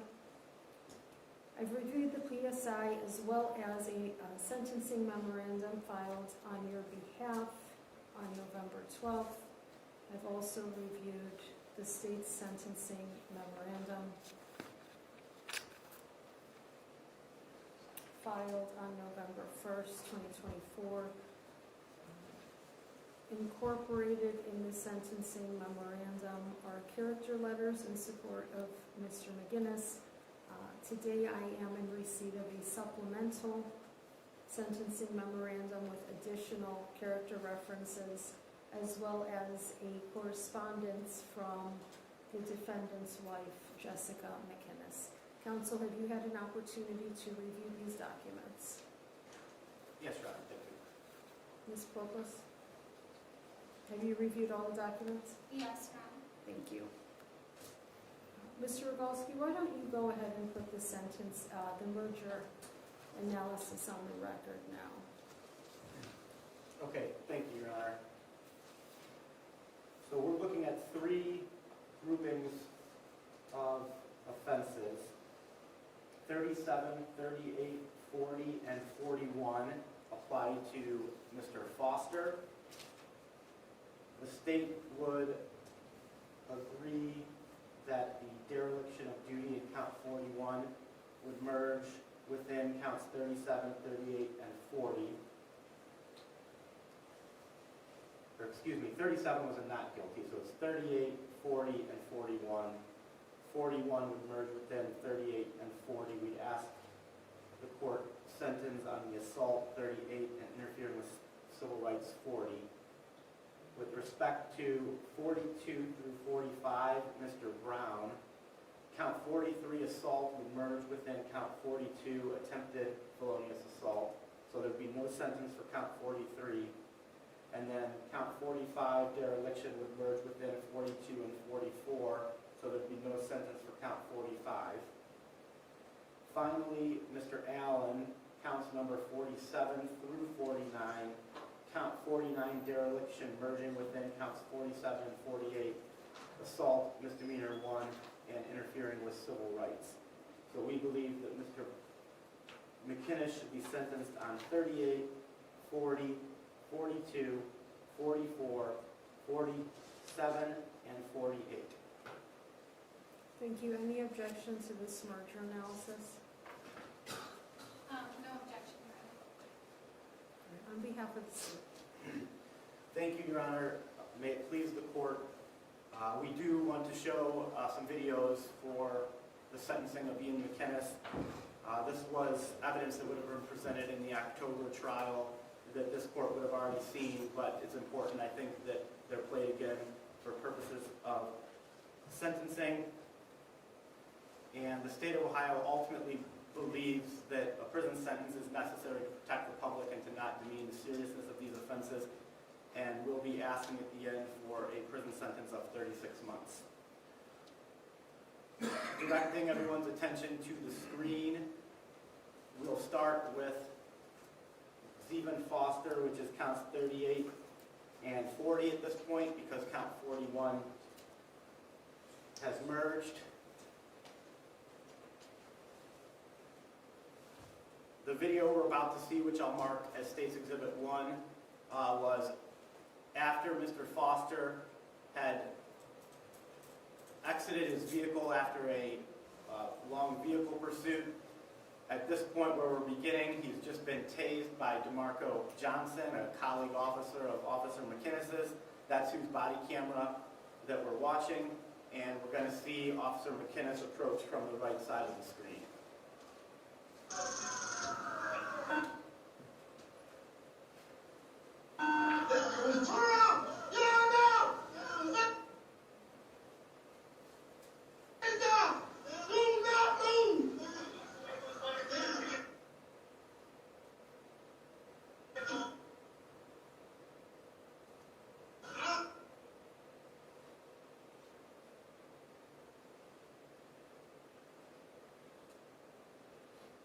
The second video is going to apply to a second victim, Wayne. Is going to apply to victim Wayne Brown. This was the incident that happened inside the restaurant. I believe the video that we're seeing, or the still image that we're seeing here, is of Officer McInnes kicking Wayne Brown after he'd gotten down on his knees with his back to Officer McInnes and was in the process of putting his hands behind his back. This was a video taken by a bystander in the restaurant, or a still shot of a video from the bystander in the restaurant. And then finally, we have victim Deshaun Allen. This was also a vehicle We're going to watch the video at the point where Mr. Allen is bailing from his vehicle and about to surrender on the sidewalk. This is a body camera, I believe, from Officer Homan. We're eventually going to see Officer McInnes approach from the top of the screen.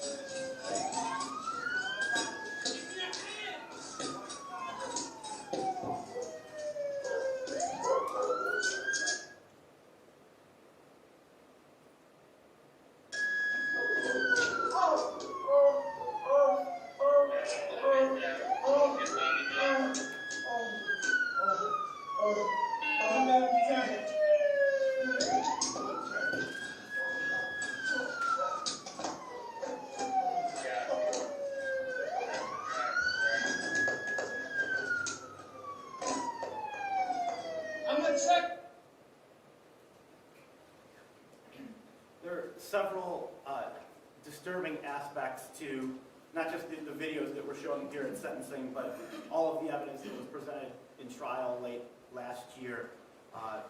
Number one, and the most obvious, is a pattern of almost gratuitous cruelty that this officer displayed to members of the East Cleveland community, to the extent that he was operating less as a police officer with an obligation to serve and protect, and more like a bully with a badge. The timing and the placement of the blows are telling. Officer McInnes waited until each individual was at almost their most vulnerable position. Mr. Foster had just been tased. He was prone on the ground with his hands out, face down, when he directed a blow with his boot to Mr. Foster's ribs. Mr. Brown had just been ordered down on the ground, was complying in his own way. We know from the evidence that Mr. Brown may not have been in the state of mind that all of us are here. He had suffered from some mental health issues, but he was in his own way complying with Officer McInnes' orders, and had gotten down on his knees and was in the process of putting his hands behind his back, a threat to no one, when Officer McInnes decided to launch his kick right in his back, launching him forward to the ground. And finally, with respect to Deshaun Allen, he's arriving at the scene when Officers Holmes and Homan are already on top of Mr. Allen. Mr. Allen is already face down in the process of being handcuffed when he runs up and squares up Deshaun Allen for a kick to the groin, and you hear audibly the results of that. And the timing and the placement of the blows is why I use that word bully. These were not trained tactics to secure compliance. They weren't done to try to ensure a safe arrest. They were designed to deliver pain and punishment. That's what mattered to Officer McInnes. We know that there was a fourth victim. Ultimately, the jury did not find him guilty of the incident involving Bernard Bennett, but we also saw the evidence of what happened after his vehicle struck Bernard Bennett crossing the street. Officer McInnes was more concerned about the damage to his push bar than whether Bernard Bennett was even alive. Judge, I would object to that. The objection is sustained. The other things that are noted is for Stephen Foster, we have the body camera of DeMarco Johnson. We don't have the body camera of Officer McInnes. He did not activate his body camera for that incident. For Deshaun Allen, we have the body camera of Officer Homan. Officer McInnes did not activate his body camera for that incident. For Wayne Brown, we do have Officer McInnes' body camera, but that's the only thing we have from that incident. There was no report made. There was no report of arrest. Mr. Brown ultimately was detained, cuffed, and transported to the hospital. And if you look at the East Cleveland records, it's almost like nothing happened. despite a bystander recording that video and social media, that offense may never have seen the light of day. Finally, another significant aspect that's bothersome that should warrant this court's consideration is when given an opportunity to explain himself, Officer McInnes was not truthful about what he did. Everyone can see with their own eyes him running up to Zeven Foster and kicking him in the ribs. Yet, per Officer McInnes, when he had to write a report and when he testified, that was him slipping on the ground, and any contact to Mr. Foster's ribs was incidental while he was slipping. If you look at the Deshaun Allen case, he didn't square up Deshaun Allen and deliver a kick to the groin. He was just trying to sort of drop his knee on Mr. Allen's legs to secure an arrest. So when he was given the opportunity to show remorse, to be truthful, he chose the opposite. All of these things combine with the sentencing factors in 292912 of the revised code that show both the seriousness of these crimes as well as the likelihood of recidivism.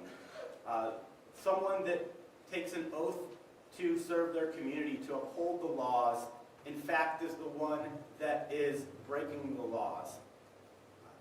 There's a paradox here. The victims, then when they testified, they had a fear of the officers who were supposed to protect the community, and it's almost, you can almost see, based on the conduct of Mr. McInnes, after they fled from the vehicles, why they were afraid to get out of the vehicles or stop for the police in the first place. And that paradox is part of this, that part of the reason why they're fleeing is because of what happens afterwards. So it's absolutely antithetical to what the role of a police officer is. So the state believes that this court should send that message again, that nobody is above the law, that the conduct we saw in the video and the evidence that we heard and saw at the trial in October warrants exactly that type of punishment. And at this time, I'd ask the court to hear from the mothers of two of the victims and then one community member.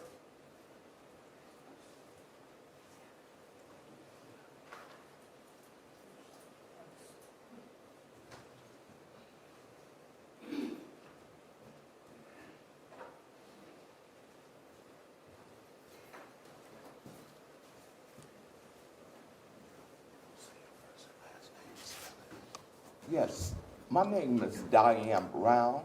It's spelled D-I-A-N-E-B-R-O-W-N.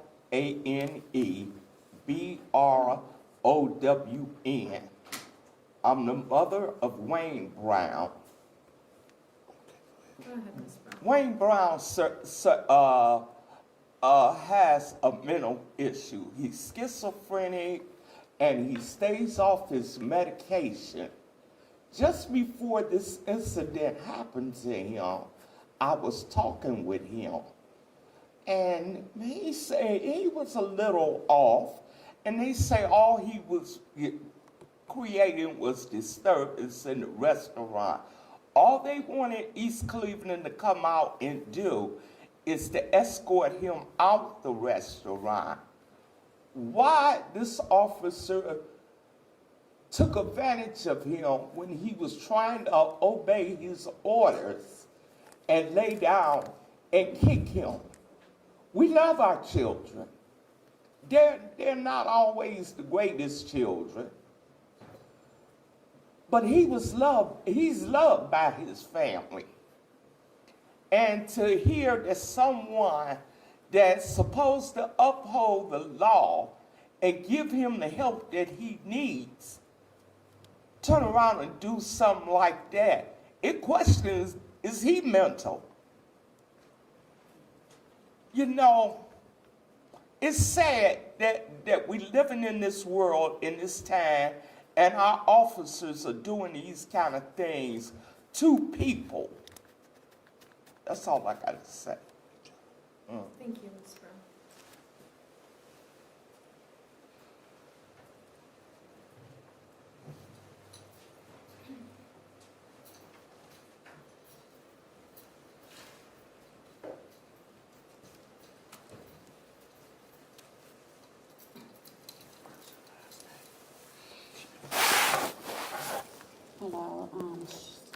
CHICLELYN, Allen Moore, ALLEN MOORER.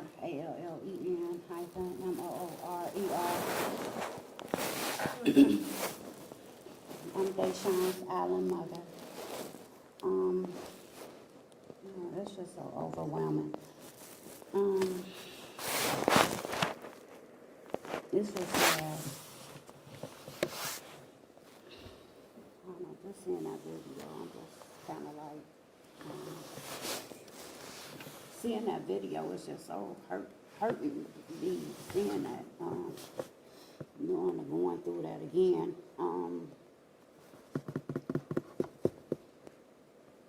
To know that how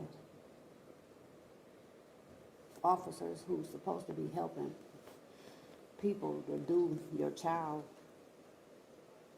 like that, like they an animal, because they beat my child. My child, not only y'all just seen a part of something, but they did more than that, way more than that.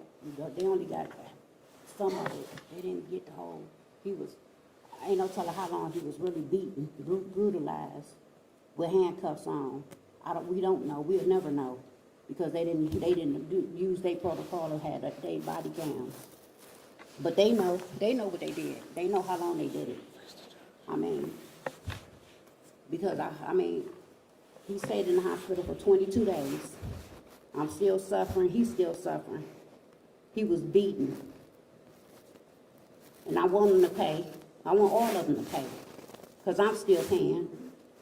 I'm still suffering. He's still suffering. He's mental ill.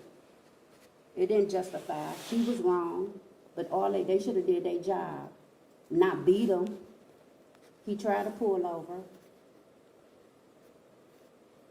kicking them and stumping them, drug them on the concrete, giving them a surgery, brutalizing them like that. Like, it's horrible.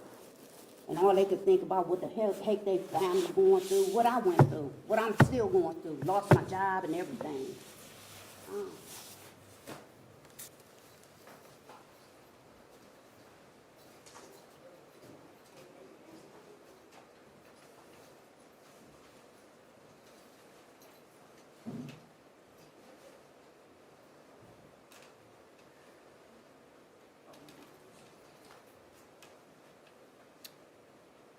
Good afternoon, Your Honor. Mariah Crenshaw, Chasing Justice. I am the lead researcher and analyst for an organization. We look into police misconduct. And as I stated earlier on the other two cases that came before you, this goes beyond a training issue. Officer McKinnis was not trained properly to be a police officer. He was not trained to engage with the community properly. This is no excuse, because it was his responsibility and his duty to make sure he was trained properly. And I think it goes beyond the training issue. This is an integrity issue.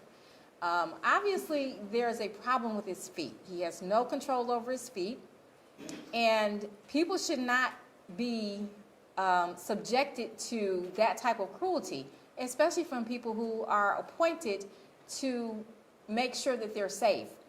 The evening that video with Mr. Brown went viral, I was lying in my bed just about to go to sleep.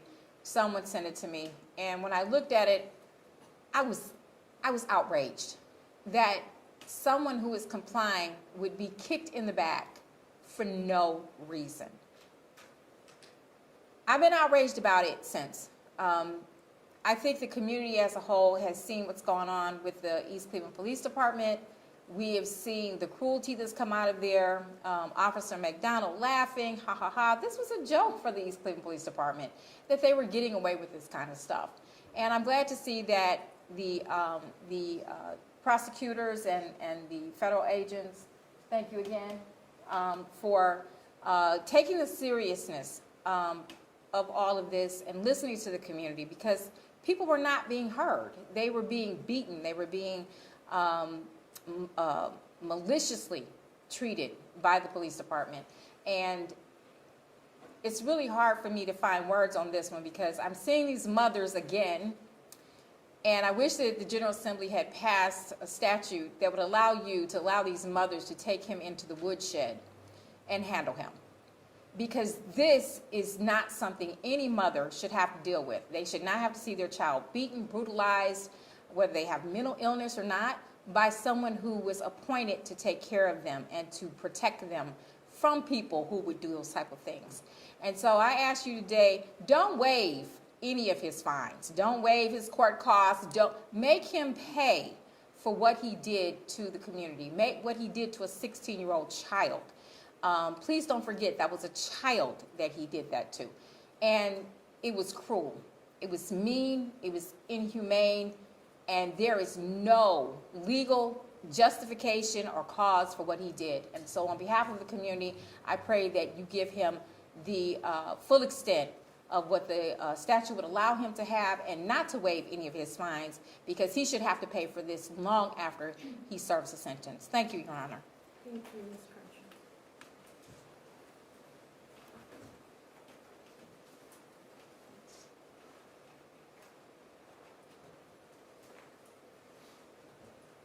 Anything else on behalf of the state? Two last things, Your Honor. I'd let the court know that we did extend Marcy's Law to the best that we could to Mr. Foster, who was the victim we saw in the first video. Mr. Foster is currently incarcerated. The court helped set up a Zoom link so that he could be here if possible. He did testify at trial. I asked the court to remember his testimony, but I just wanted to let the court know that we did do everything that we could to allow Mr. Foster to potentially make a victim impact statement. And then again, we'll have revised code 2929.43 with the court's obligation to provide the specific notice with respect to the OPATA certificate. With that being said, we'd ask the court to fashion an appropriate prison sentence for Mr. McInnes as the evidence warranted. Thank you. Attorney Klopas, on behalf of Mr. McInnes. Thank you.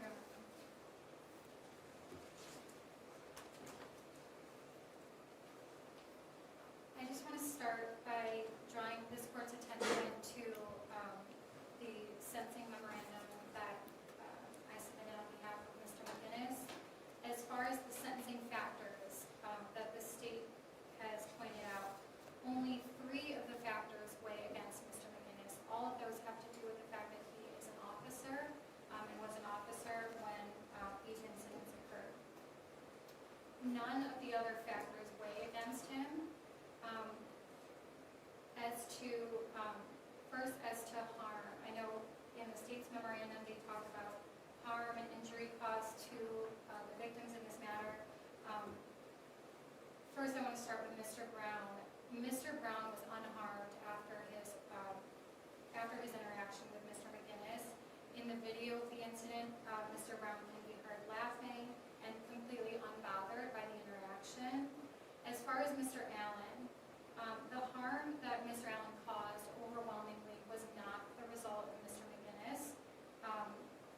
During trial, Mr. Allen testified that he, in the chase, that he had flung himself out of the car, and he did sustain a lot of road burn on his back. However, none of that was the result of Mr. McInnes. Mr. McInnes did not partake in any dragging of Mr. Allen. He was not convicted for that. And so I just want to note that for this court. Other mitigating factors I want to point out. All of the incidents that Mr. McInnes was convicted for were not set into motion by him. All of the, I'll say with respect to Mr. Allen and Mr. Foster, both of them fled from the police. They put the community in grave danger. For example, Mr. Allen crashed into another vehicle during his pursuit, reaching speeds up to 80 miles an hour. Mr. Foster crashed into a tree. His car caught on fire. He had no driver's license. He was speeding. And at trial, he testified that he ran many red lights. Some of the speakers from the community have noted that other officers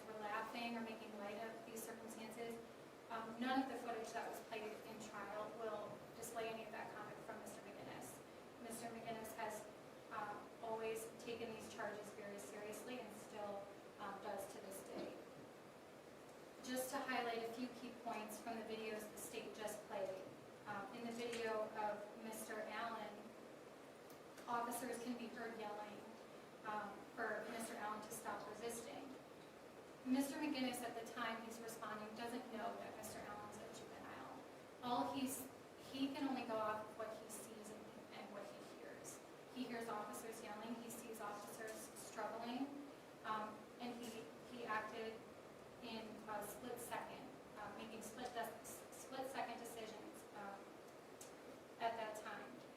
As for Mr. Foster, Mr. McGinnis had ran, as we heard at trial, he had ran 300 yards before he got to Mr. Foster over rough terrain, so much so that a fellow officer had fallen even before reaching Mr. Foster. With respect to Mr. Brown, the circumstances, again, were not induced by Mr. McGinnis's conduct. He was responding to a 911 call in which the caller reported that Mr. Brown was being violent with customers. That was the information that he had. And upon arrival, he asked Mr. Brown repeatedly to comply with his orders. These convictions come as a result of making split-second decisions. We, as observers, have the benefit of hindsight. We have the benefit of pausing videos, rewinding, playing them again. Mr. McGinnis does not have that benefit. He had to make these decisions in a split-second and very stressful, dangerous situations. Also to note that all of Mr. McGinnis's convictions as to each victim is the result of one strike. He did not give any more than that. Although I understand the verdict of the jury, Mr. McGinnis understands it, it's important to note that Mr. McGinnis, as he testified, did not intend harm on anyone. His only intention, as he testified, was to gain control of the situation. Overall, Mr. McGinnis was operating under extreme stress in highly dangerous situations in a city where he had been consistently exposed to violence. He was policing in one of the most dangerous jurisdictions in the nation for a department with poor leadership, no remedial training, poor funding, and no guidance. Even with that, this is the first and only time Mr. McGinnis has had any issues in his decades-long career as a public servant. Also to note, as can be seen by the pre-sentence investigation report, Mr. McGinnis has no felony record.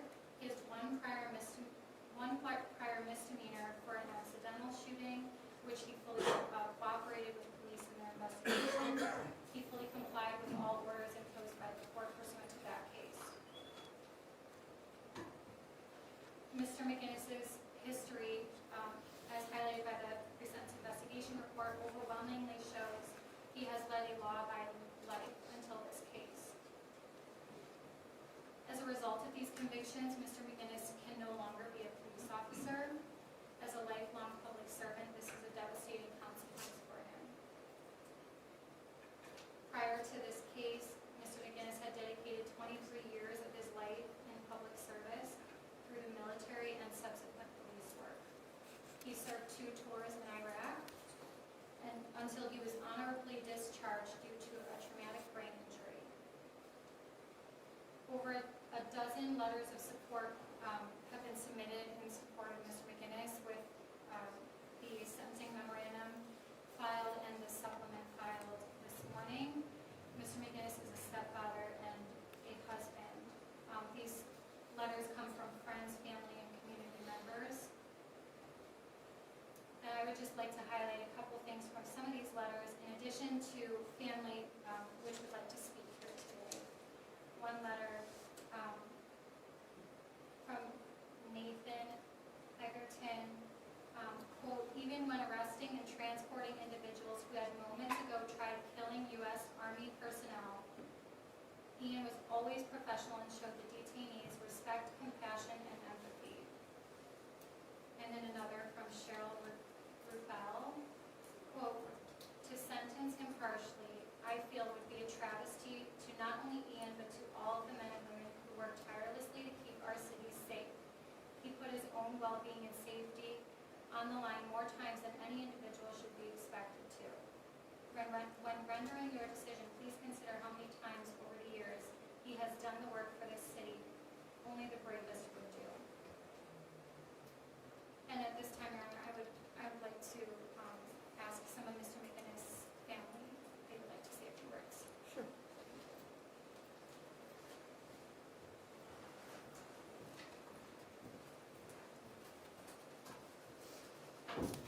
Good afternoon. If you'll state your name and spell it for the record. Jessica McInnes, Jessica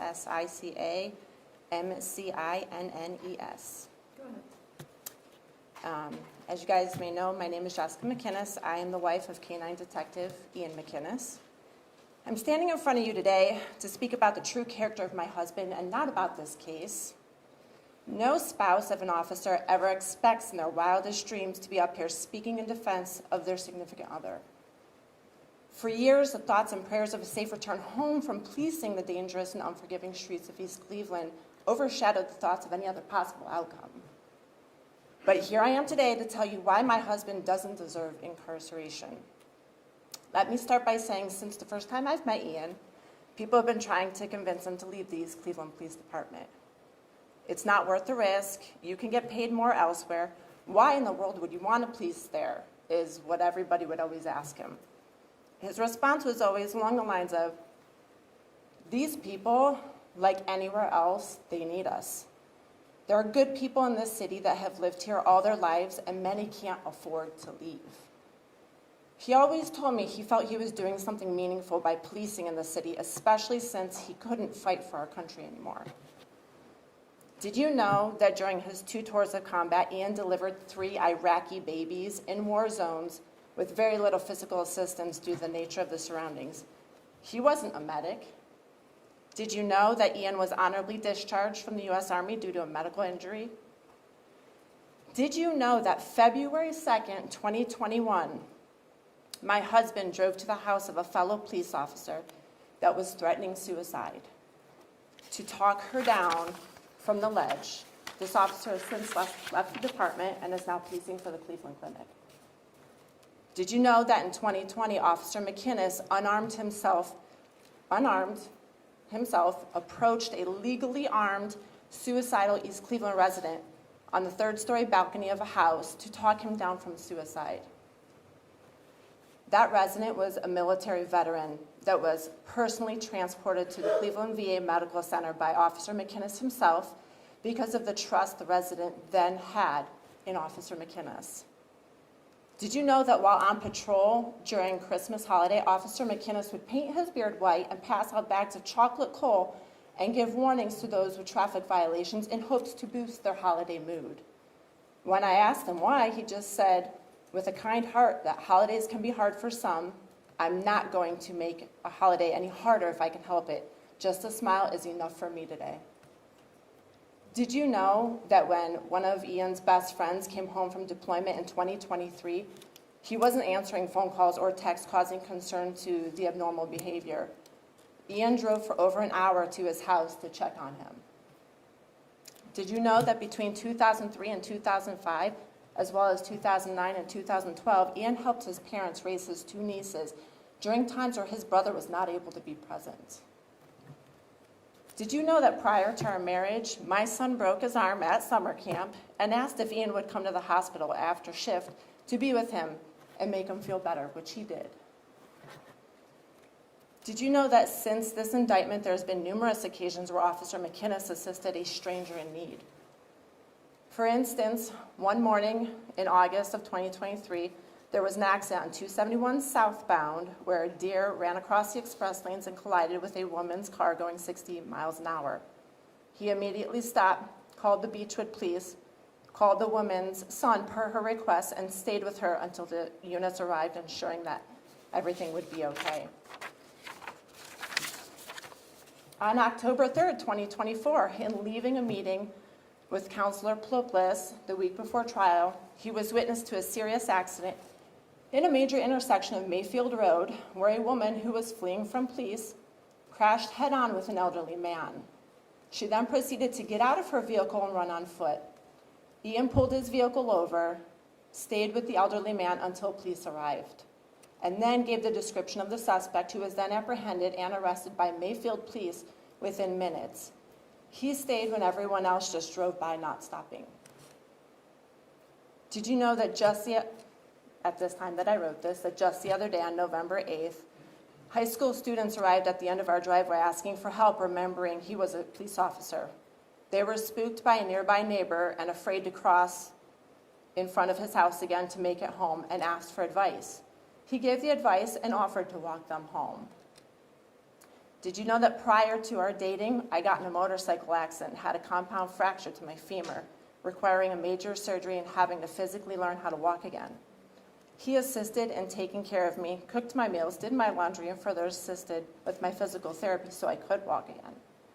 He told me it was because he was raised to always help someone in need, even if he had very little to give.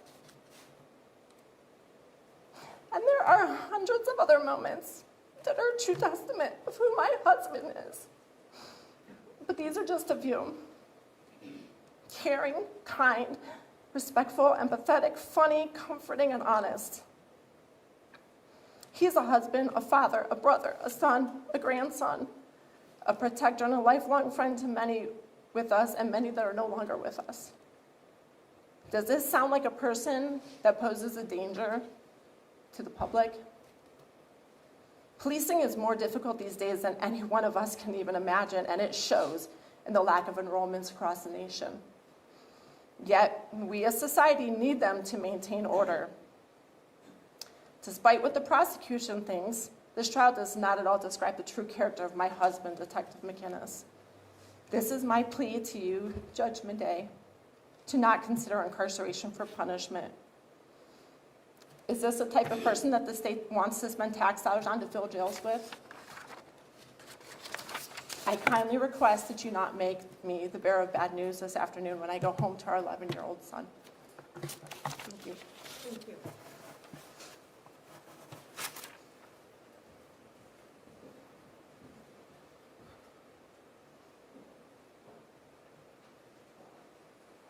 Is that it?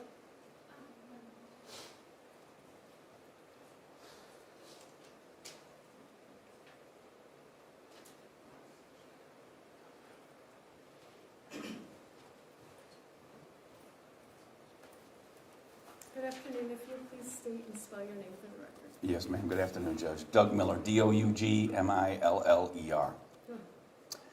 Ian McInnes is a good man. He's not a perfect man, but he is a good man. Capitalizing on what Jess had said, I've worked at 2 police departments with Ian. I've watched him save a 9-month-old baby out of the back of a car with my own eyes. I've watched him do CPR on a 16-year-old boy that drowned in Put-in Bay. I've watched him pay for food for people at stores in East Cleveland that couldn't afford food, that were caught stealing.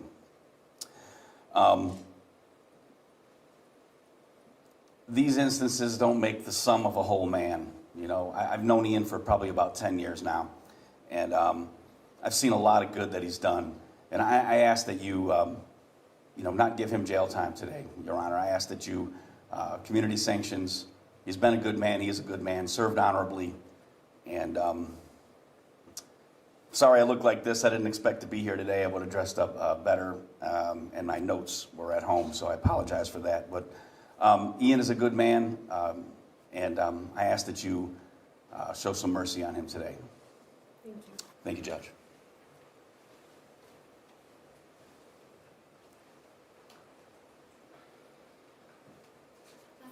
Okay, thank you. Mr. McInnes, is there anything you would like to say before the court imposes sentence? First, I want to apologize for the way I'm dressed. I just saw it in your trial. Usually a bit more put together. First, I'd like to thank my family friends for their unwavering support. I'd also like to thank you for your kindness and consideration while we were going through this trial. Just moments of just checking on us, make sure we weren't uncomfortable from a snack or water. Those little moments meant a lot. I'd also like to thank the jury for their civic, for answering their civic duty. I know this wasn't an easy case for them to listen to or to make a decision on. And while I maintain my innocence and don't agree with their findings, I do want to give them the respect for doing that, for coming forward with their civic actions. I've never thought I'd be working like this in front of you. I've tried to display myself and do things appropriately. A lot of it is heat of the moment out there. I never wanted to be here like this.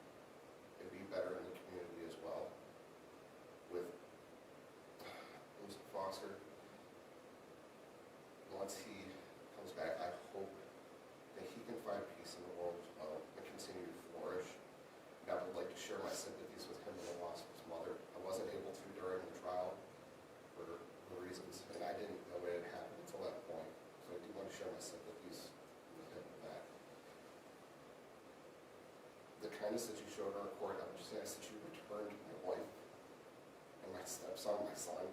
He may not be mine biologically, but he's mine. I don't have children. He's the closest thing I have right now. And I want to show him that there's still some good left in the world. I want to teach him to be better than what I am, better than I could be. I want to help him progress with that. I want to be there for that moment for him. I want to show him this world that while we see in the news isn't very great, that there's something way better for him. I want to be there for my wife while she goes out her medical journey.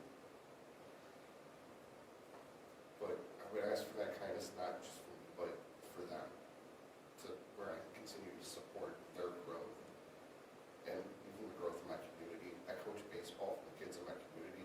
I wasn't able to this year because of this. We didn't know what was going to happen. I wanted to commit to that team and be able to help coach. Now I have 18 kids that can't play, but I couldn't put my hat in the ring to help coach because of this. I want to continue to see my community grow, and along with East Cleveland, I still have people that I talk to when I visit in East Cleveland that I see that I look at as friends. Still want to help that community grow, even though I can't be a police officer anymore. I can't serve the public anymore. I still want to find a way to do that. So with this, I would just ask for your kindness, Your Honor.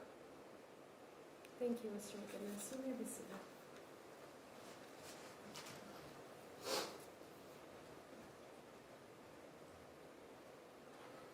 I know it's been some time since you were interviewed for the PSI. In the PSI, you indicated that you were still employed by the East Cleveland Police Department? Since the end of the trial, Your Honor, I believe that employment has been terminated. I haven't received anything from the state of Ohio or the city of East Cleveland regarding a termination letter or what my status is. Okay. I'm assuming they were talking to some of my former colleagues there. I don't know what the status is, but I think they were waiting for the day to make that decision. It's just an offshoot chance that a miracle may happen. Okay, thank you. The court is making the determination that the defendant is a peace officer. And pursuant to 2929.43C1, upon the conviction of a defendant after trial of a felony, the trial judge shall determine whether the defendant is a peace officer. That determination has been made. And now the court will provide to the clerk of courts of the Common Pleas Court a written notice of the conviction of the defendant police officer, including his name, address, the law enforcement agency, and any other governmental entity that employs the peace officer, its address, the date of conviction, the nature of the felony offense, and certified copies of the court entries in the action. Upon receipt of the written notice, the clerk of courts shall transmit to the employer of the peace officer and to the Ohio Peace Officer Training Council a report that includes the information contained in the written notice and the certified copies of the court's entry in the action. Before imposing sentence, the court notes for the record that I have considered the record, the oral statements made here today, the pre-sentence investigation report, the sentencing memoranda, as well as the victim impact statements and a correspondence from Ms. Jessica McGinnis. The court must and is formulating this decision based upon the overriding principles and purposes of felony sentencing, namely to protect the public from future crime by Mr. McGinnis and to punish Mr. McGinnis using the minimum sanctions that this court determines accomplishes those purposes without imposing an unnecessary burden on state or local government resources. I have considered the need for incapacitation, deterrence, and rehabilitation, as well as restitution. I've considered the seriousness and recidivism factors relevant to the offense and the offender. The seriousness factors tie into your position as a law enforcement officer. this community of East Cleveland relied on you to protect them from harm and to help them when they were in need. And since the time of the trial, Mr. McGinnis, I can't get these videos out of my mind.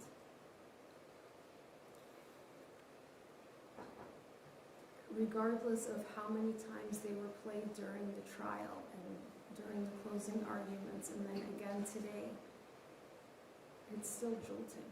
It doesn't go away.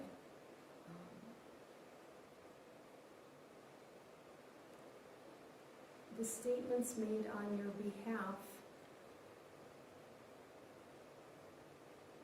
were very compelling.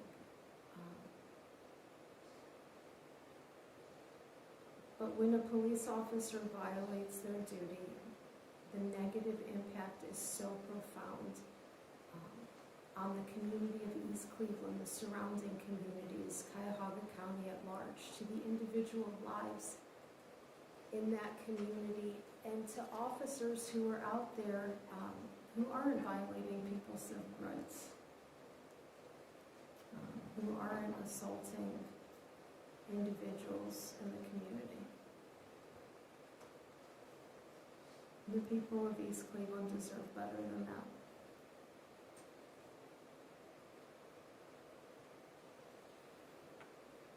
Today I'm sentencing you after you were found guilty by a jury of your peers on the charges that represent the violations of your duty as a police officer. The court must and is ensuring that the sentence imposed does not demean the seriousness of the crimes, the impact on the victims and the community, and is consistent with other similar offenses committed by like offenders. Finally, the sentence is not based upon any impermissible purposes, namely the race, ethnic background, gender, or religion of Mr. McGinnis. As you are aware, Mr. McGinnis, multiple defendants were sentenced today under this case number. Your sentence is based solely on the criminal acts that you performed and separately from your co-defendants.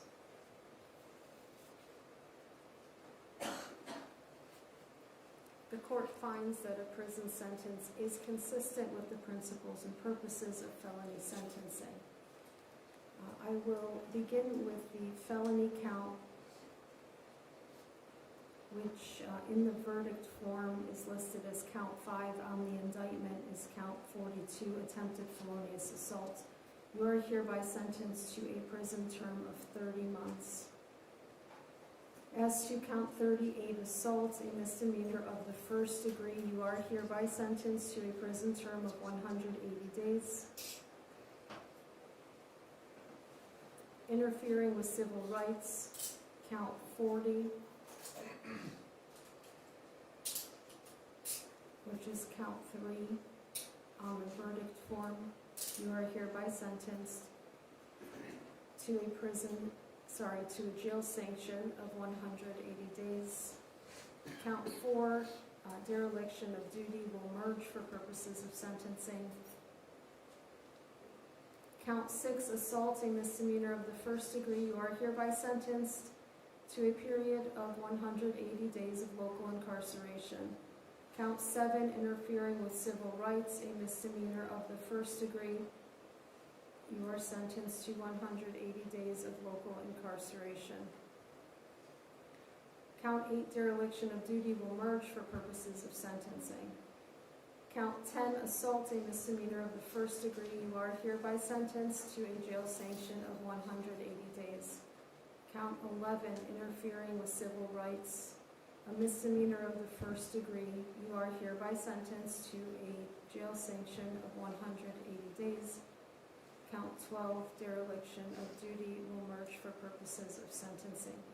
These counts, as prescribed by statute, since they are misdemeanor offenses, will run concurrently with the prison sentence imposed in count 5. It has been brought to my attention that due to some medical issues and complications,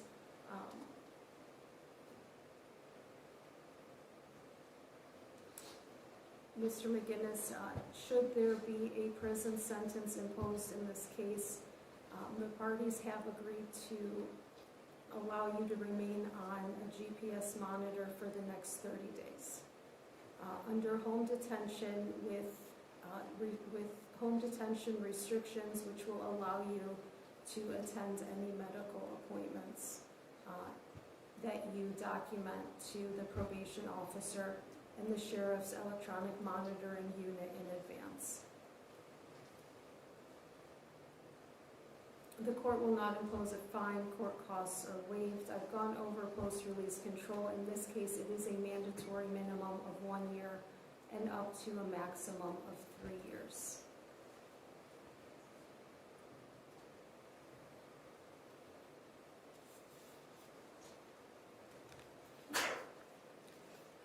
Ms. Poplis, would you like for your client to be read his appellate rights? Yes, Your Honor. Mr. McGinnis, you understand that you have the right to an appeal of this matter within 30 days of the court's filing of its sentencing entry. Yes, Your Honor. Do you understand that if you are unable to pay for the costs of a transcript, the record, and all relevant documents required for an appeal, they will be provided without cost to you? Yes, Your Honor. Do you understand that if you are unable to pay for an appeal, you are entitled to have a notice of appeal filed without the payment of a filing fee?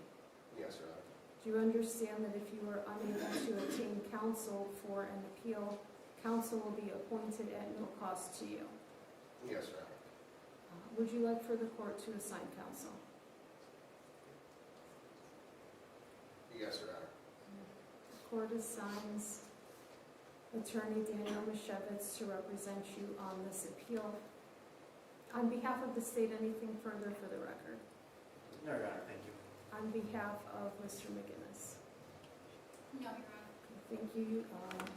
You can just stay there, Mr. McGinnis, and you'll receive instructions on how to get your GPS monitor. This court is in recess.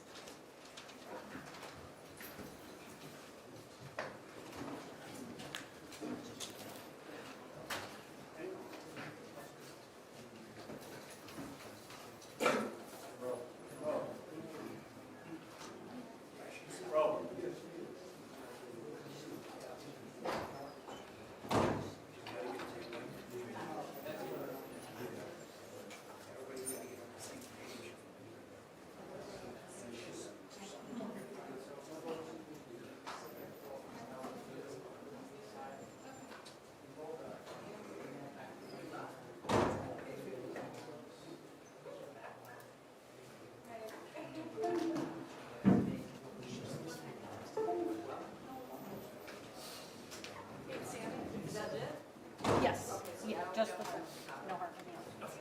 Thank you.